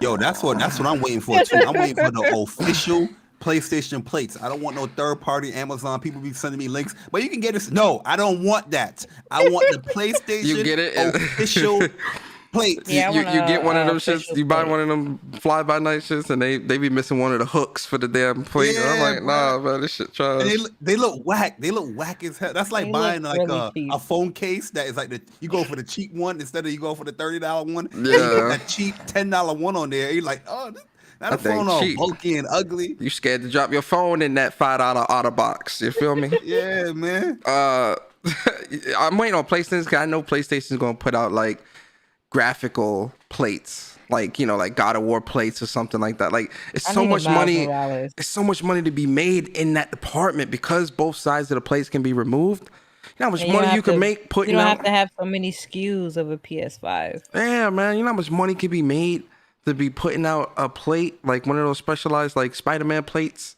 on both sides? Come on, man. So much money they could be making, man. They sleeping. But we'll see. But yeah, listen. And the computer, I said the computer, the controller plates too. Like they have those Yeah. on Amazon and stuff. They could. I want official PlayStation stuff. I don't mess with third. Damn. I don't mess with a lot. Like just like with Apple, man. When people be wanting you to buy these $5 Apple chargers, nah, bro. I'll buy that. I'll buy the $30. That don't work in your car. Yeah, you yeah, try to yeah. buy the freaking gas station charger. You plug that joint in your car. Your phone not charging. Yeah, or Get it outta here take with that. or your phone. Normally what would take 30 minutes, like because I got the official like USB-C charger for Apple with the new 12. So my phone from 0 to 100 takes 45 minutes, but with them cheap shits it take 3 hours, 4 hours. It's like, hey, bro, this shit still ain't at 100. Looks good here. So yeah, no, I buy only official licensed stuff, man. None of that fly by night cheap stuff, man. I'm sorry. I'm never wrong. That's shout out to 315. I remember that day. Hey, that day was crazy. But yo, man, listen. So we in the topic, man. Real quick, I was speculating. I was like contemplating, like, yo, man, should we even talk about this? So I was like, you know what? Let's just talk about it to get it out the way on WUPS, right? So, Sony have released their corporate report strategy plan this week, and in part of the report, there was a oops, I still got the gameplay playing. In the strategy report, there was a section that was focusing on PlayStation and PC releases, and so I'm trying to find it right here. So one of the sides of that was they had, oh, here we go, right here. I'm trying to find the image, sorry. So they were talking about pretty much PC and its strategy. And so under the more PC releases planned, they had Uncharted 4 at Thieves End. So you've got people going up in arms, and the media sites are running with this. And pretty much it's like, yeah, Uncharted is going to PC. So starting with you, Red, what's your thoughts on? This is kind of going to be a broad question, but we can size it down. I guess it's two-part question. One, what are your thoughts on PlayStation exclusives going to PC? And two, what is your thoughts on the Uncharted 4 going to PC? I mean, it's gonna be wrapped in one as an answer. Yep. Legacy games, I have no problem going to PC. I have no problem with legacy games going to PC. It's a problem to me if it is a day one release of a new title going to PC. It serves no purpose to then go out and buy so-called. It serves no purpose for a consumer to think to go and get a PS5. So a legacy title that's been out for years, has been on sale for countless of times, damn near free. I don't mind it going to PC to see what that game could have unlocked even further with it.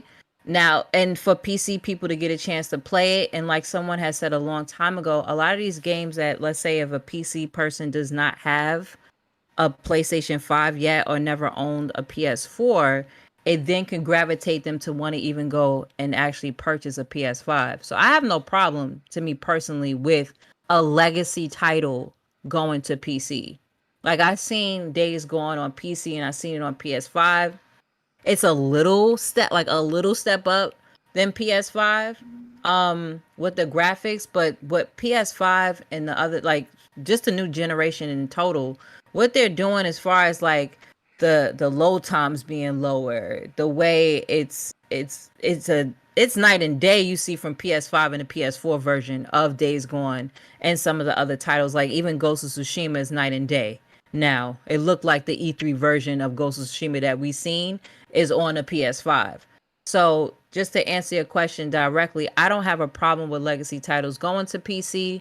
I just will have a problem if day one PS5 games is going to PC. That's stupid to me. I just don't agree with that. Because Sony doesn't need to do that. I understand why Microsoft is doing it. There is no reason why Sony would do that. So I have no problem with it. Okay. Bari, man, give me your thoughts on this, man. I know we talked about this already. Yeah, man. Uncharted 4 going to PC is definitely going to push that. This is going to be the game changer game of the push to put PlayStation games on PC, in my opinion, because this is probably the most popular one that they're going to be putting there so far. So, a lot of people is going to have a lot of eyes on PlayStation now with PC. I personally don't think PlayStation need to, put any of their games on PC. The PlayStation brand is doing well. The games, they're selling well. But, like I said, there's nothing we can do or say with them pushing their games to PC. Jim Ryan straight up said that we ain't hear no adverse reaction. So even though there's 200 videos, it's like, yo, what are you doing? Facts. You know what I mean? But yeah, I agree with Red. I feel like if they put games day and day on PC, that would be like in my opinion, that's a death. You know what I mean? Like, yeah, that's a disaster. That would be a disaster. There's no reason. Like, why would you? That's kind of being like overly. I know that's a thing, but that's to me being greedy, in my opinion, to have it on PC day and with PS5. Why even create a PS5? So yeah. I mean, like, I can't wait to see. I wonder if is online gonna be on the PS? Is online Uncharted gonna be on the? I wonder. That's the thing. That's gonna be telling. That's gonna be telling of if the online is on PC for free, you're gonna get an uproar. You're gonna get it. They're gonna get an uproar.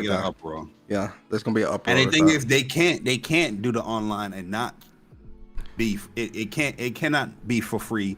Well, it can't. It has to be for free on PC. You know what I mean? Because PC gamers, if they do have to pay for some charge, they're gonna cause an uproar. That's gonna be the first game from from PS4 to have an online and have it for free. That's gonna be very telling.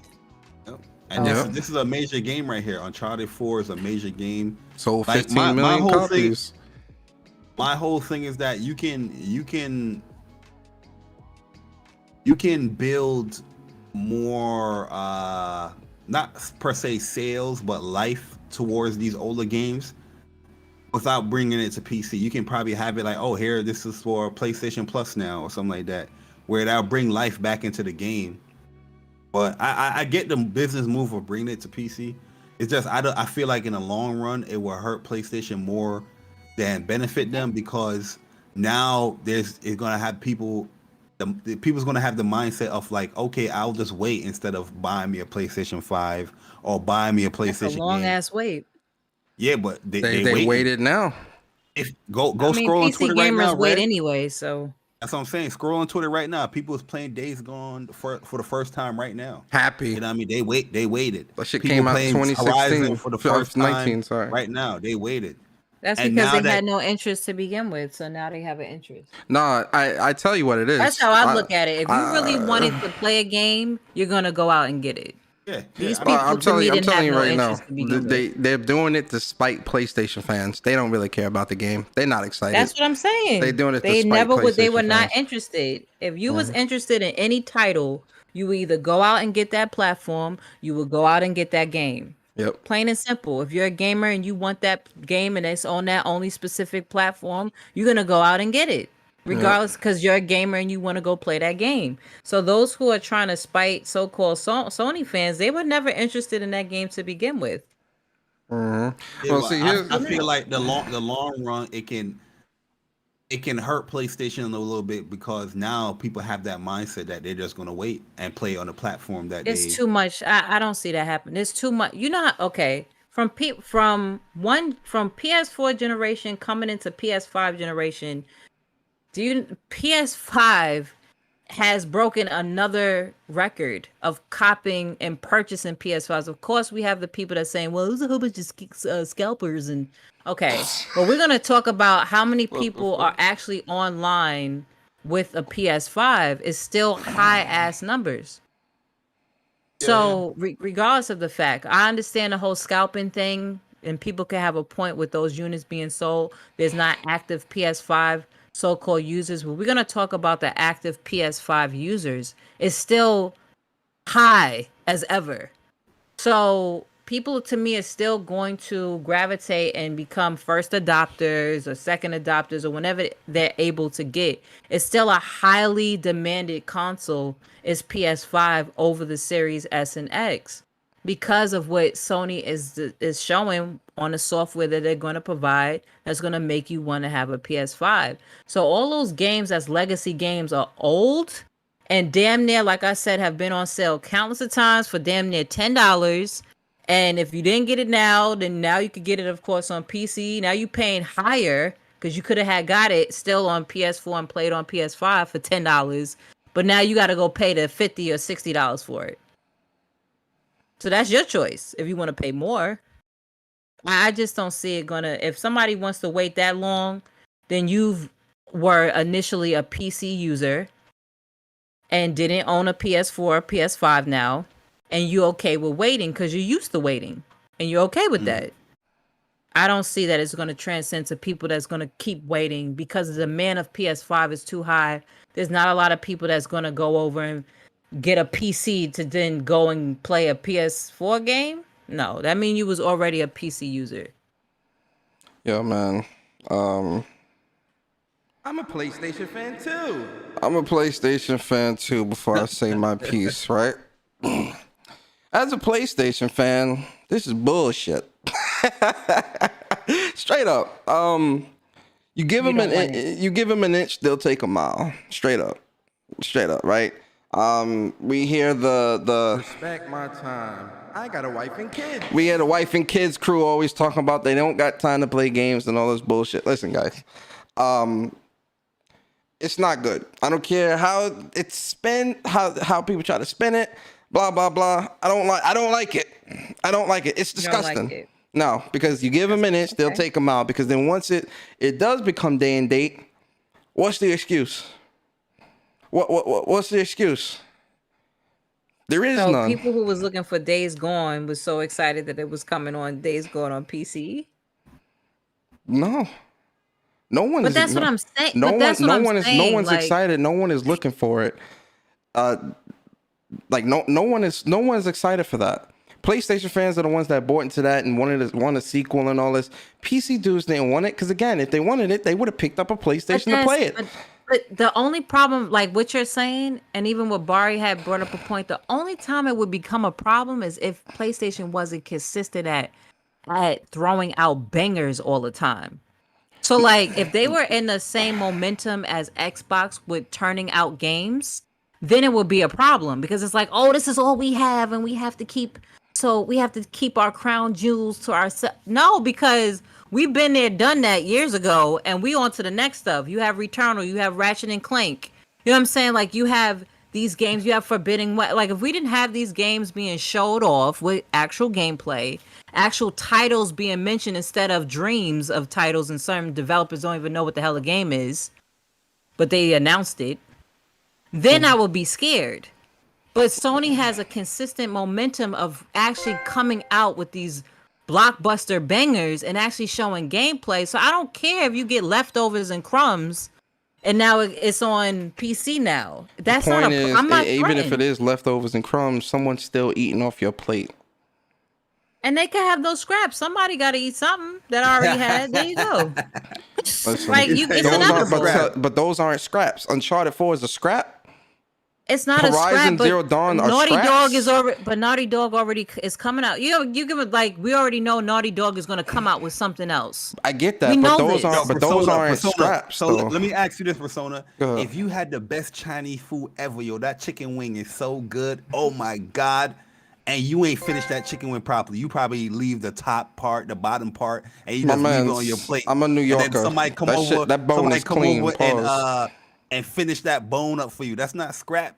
You know you're mans. gonna go back to that restaurant tomorrow. Like, stop mans. playing. I'm a New Yorker. That chicken wing clean, boy. Pause. That bone is clean. Pause.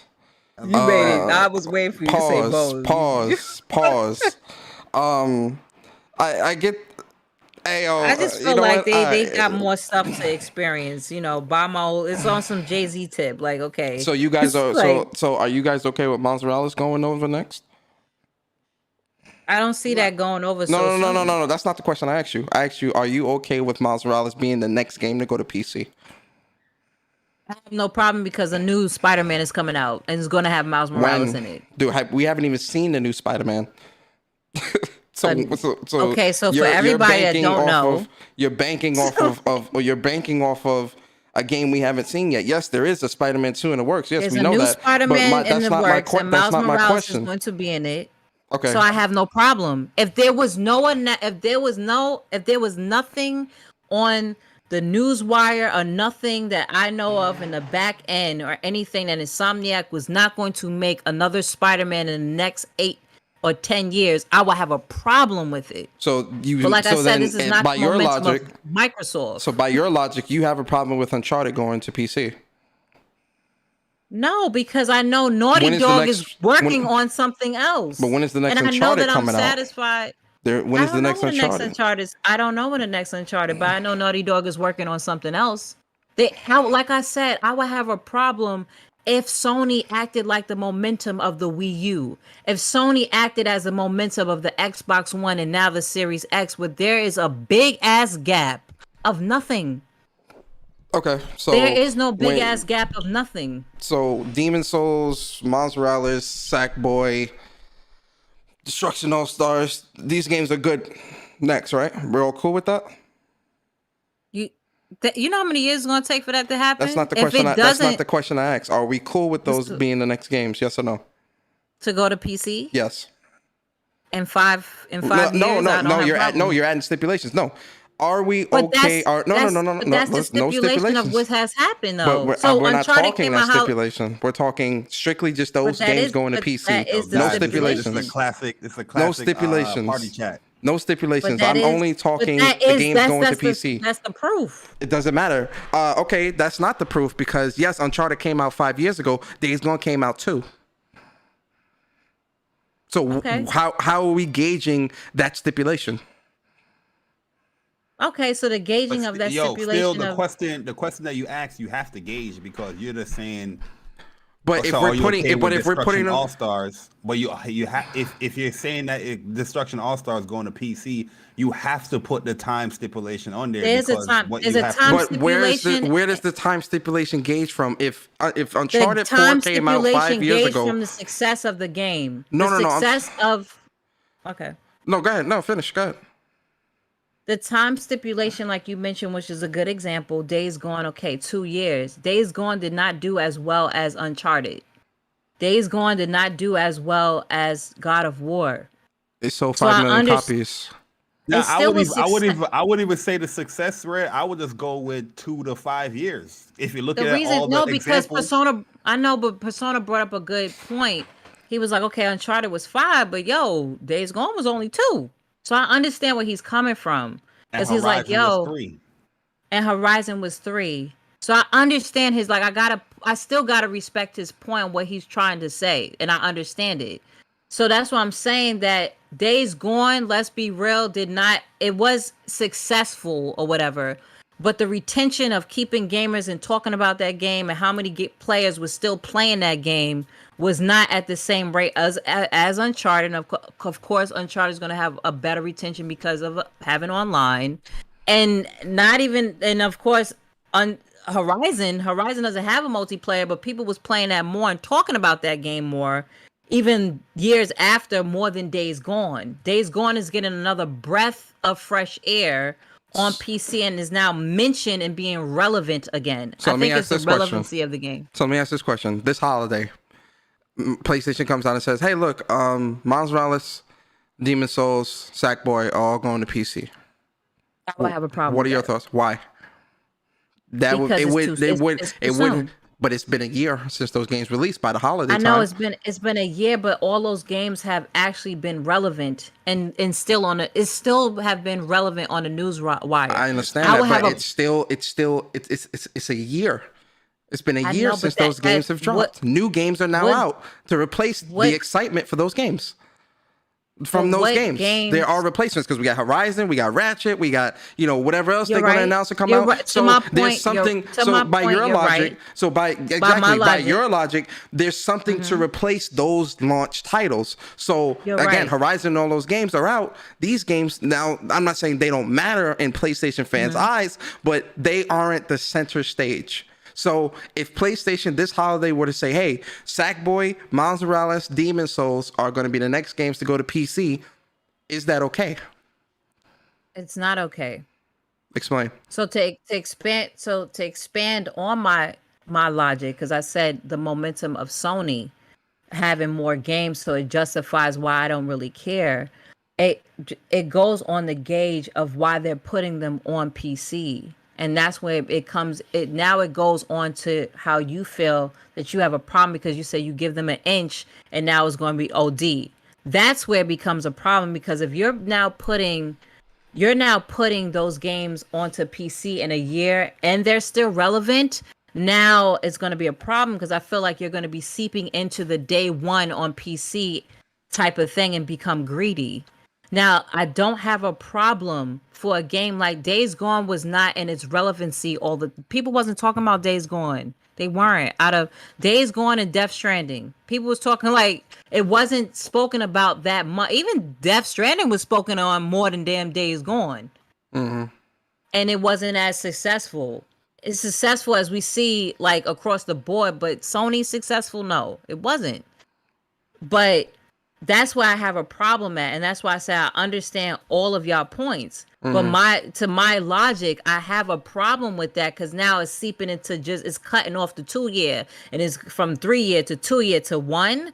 I would have a problem with that according to my logic, because now is getting cut and cut and cut down to the point where it will be a day one type of scene, and I don't want that to happen, because Miles Morales is still in relevancy as far as, and just broke a record. So it just broke a record. Why would you put it on PC? Because it just broke a record. It's the same now. Destruction All Stars, I can actually see that going to PC because no one's talking about it. It doesn't have a high as far as a retention rate with players. A lot of players is not on that game at the moment. I can see that going to PC, and I can understand why. But some other games like Sackboy Adventures already going, that's an actual franchise. Destruction All Stars is a new IP. So that going to PC, I would have a problem with that. But I will understand because a lot of people's not talking about it and it doesn't have a high retention rate. But putting Demon Souls on there, I would have a problem with that because it's still relevancy. People are still talking about it. It has a high retention rate. So just to explain my logic further, those are the constraints of those are the parameters of my logic on why I would have a problem. Got you. If that makes sense. Yeah, no, it makes perfect sense. I got you. Don't ever question her again. I mean, he gave me a chance to explain myself. You know what I'm saying? But yeah. I Yeah, understand no, all. y'all was going into classic party chat mode right there. Go ahead, Persona. No, I mean, listen. It's like I said before. I've been talking about this for 2 to 3 years now. For a long time, I've maintained the same stance that nothing is okay. Because let's use Malcolm X on them. Okay. let's use content creation for an example. Are you okay with somebody stealing a video from you that you created on your channel 2 years ago and put it on their channel as if it was theirs? Would you be okay with that, Red? No, just make sure you cite me.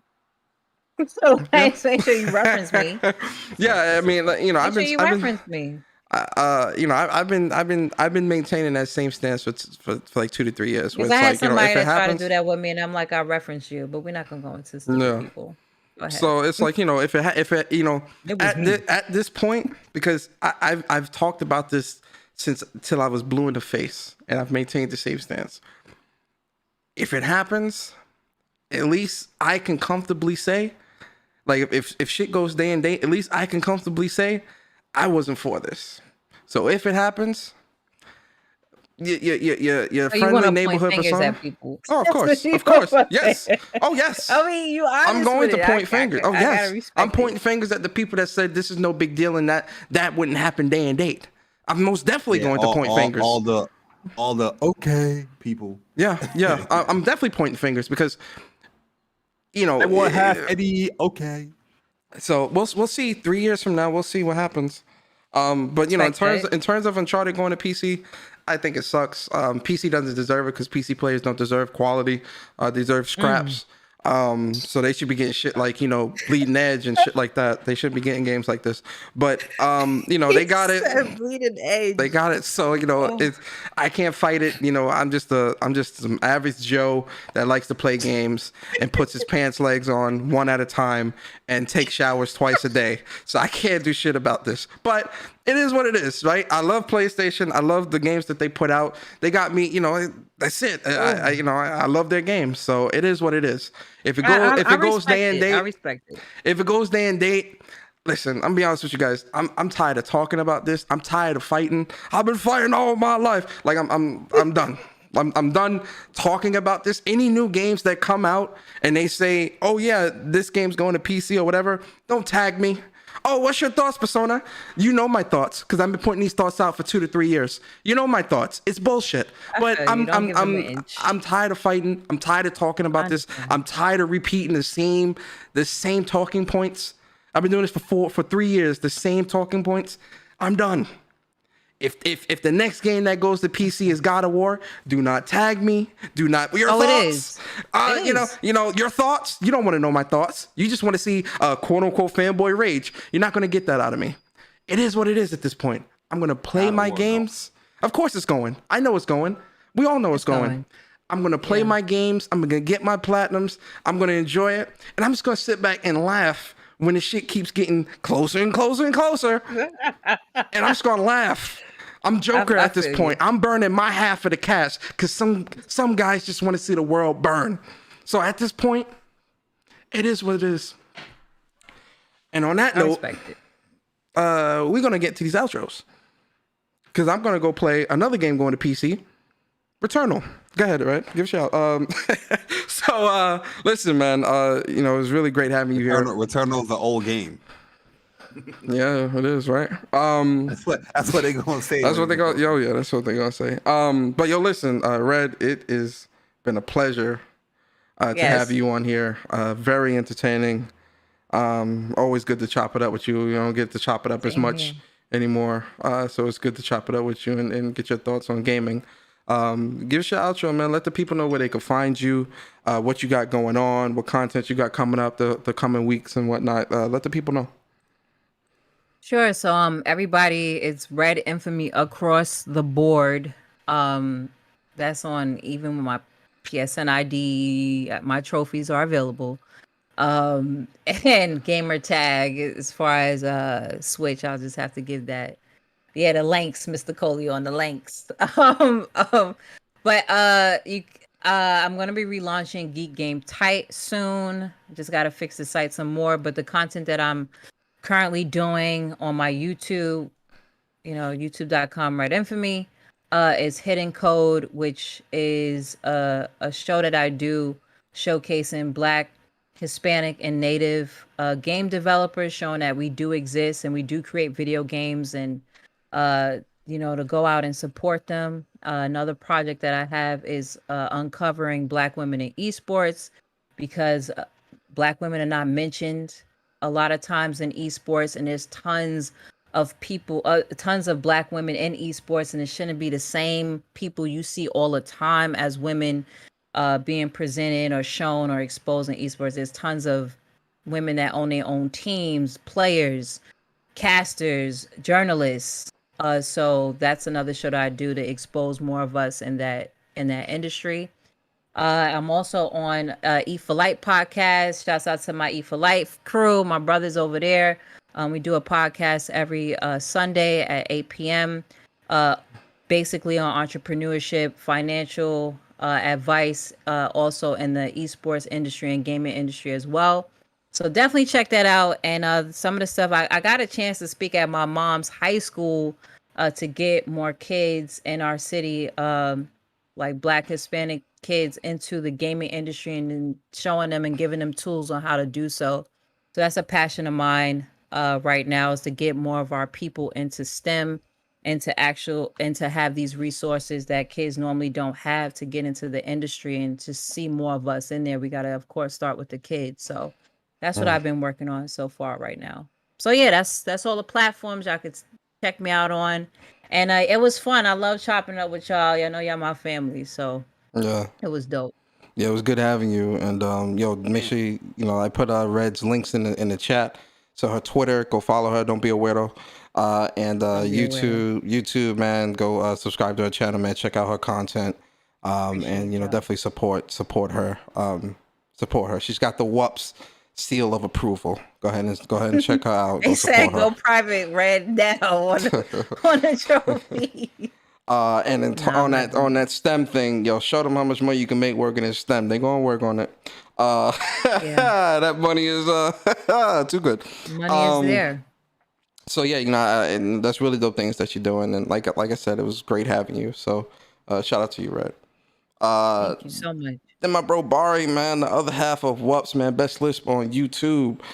Man, give us your outro, bro. Let the people know what content you got coming up, man, where they can find you, all that good stuff. Yes, sir. Man, go get a paper towel for that mic. Yes, yeah, man. Hold on, before you say anything, say question. Question?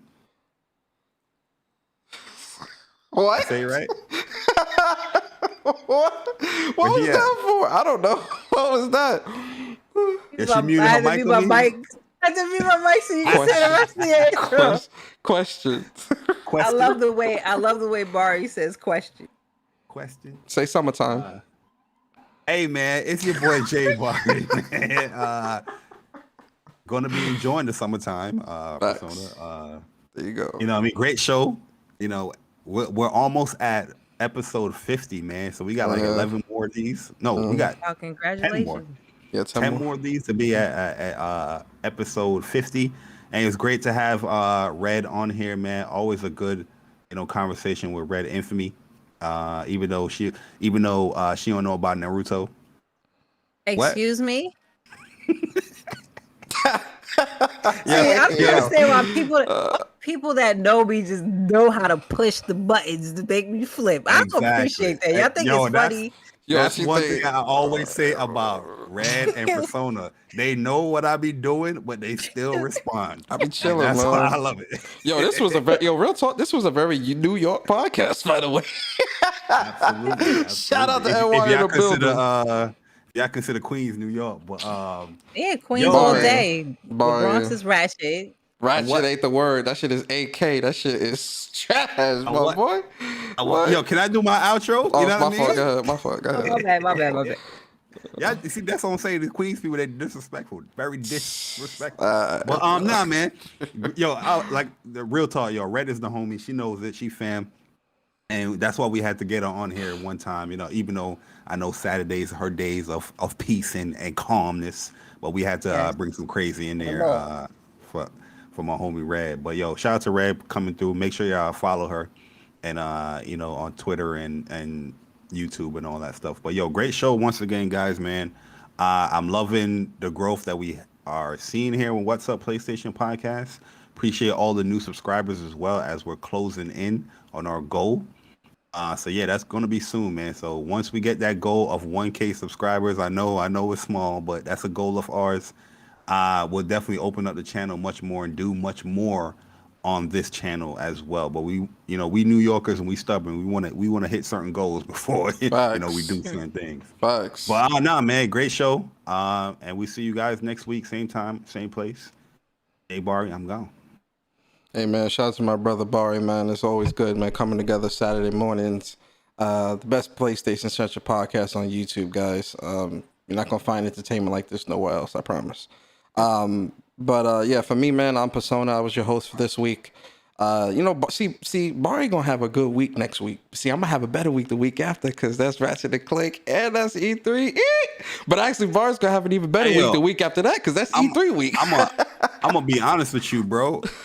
We're gonna have to sit down and communicate here when it comes to that week of Ratchet and Clank, right? That's 3 games that I'm highly anticipating. Yeah, we gonna talk in the back room. We gonna see what's gonna plan that out. If we do a show, it's gonna be like an hour. It's gonna be short as hell, like 30 minutes. 30 minutes. Like, yeah, these are the news. Like, we out. But yo, for me, man, I'm Persona, man. I just did my giveaway for the memberships on my channel yesterday. Shout out to the winners. Yo, Seth the Coaster, man. I can't find you on Twitter or on YouTube, bro. If you watch this channel, man, hit me up on Twitter, man, because I want to give you won the $50 PSN. If he doesn't reach out to wait a minute. you got to be a member on my channel. Okay. Okay. I'll be a member.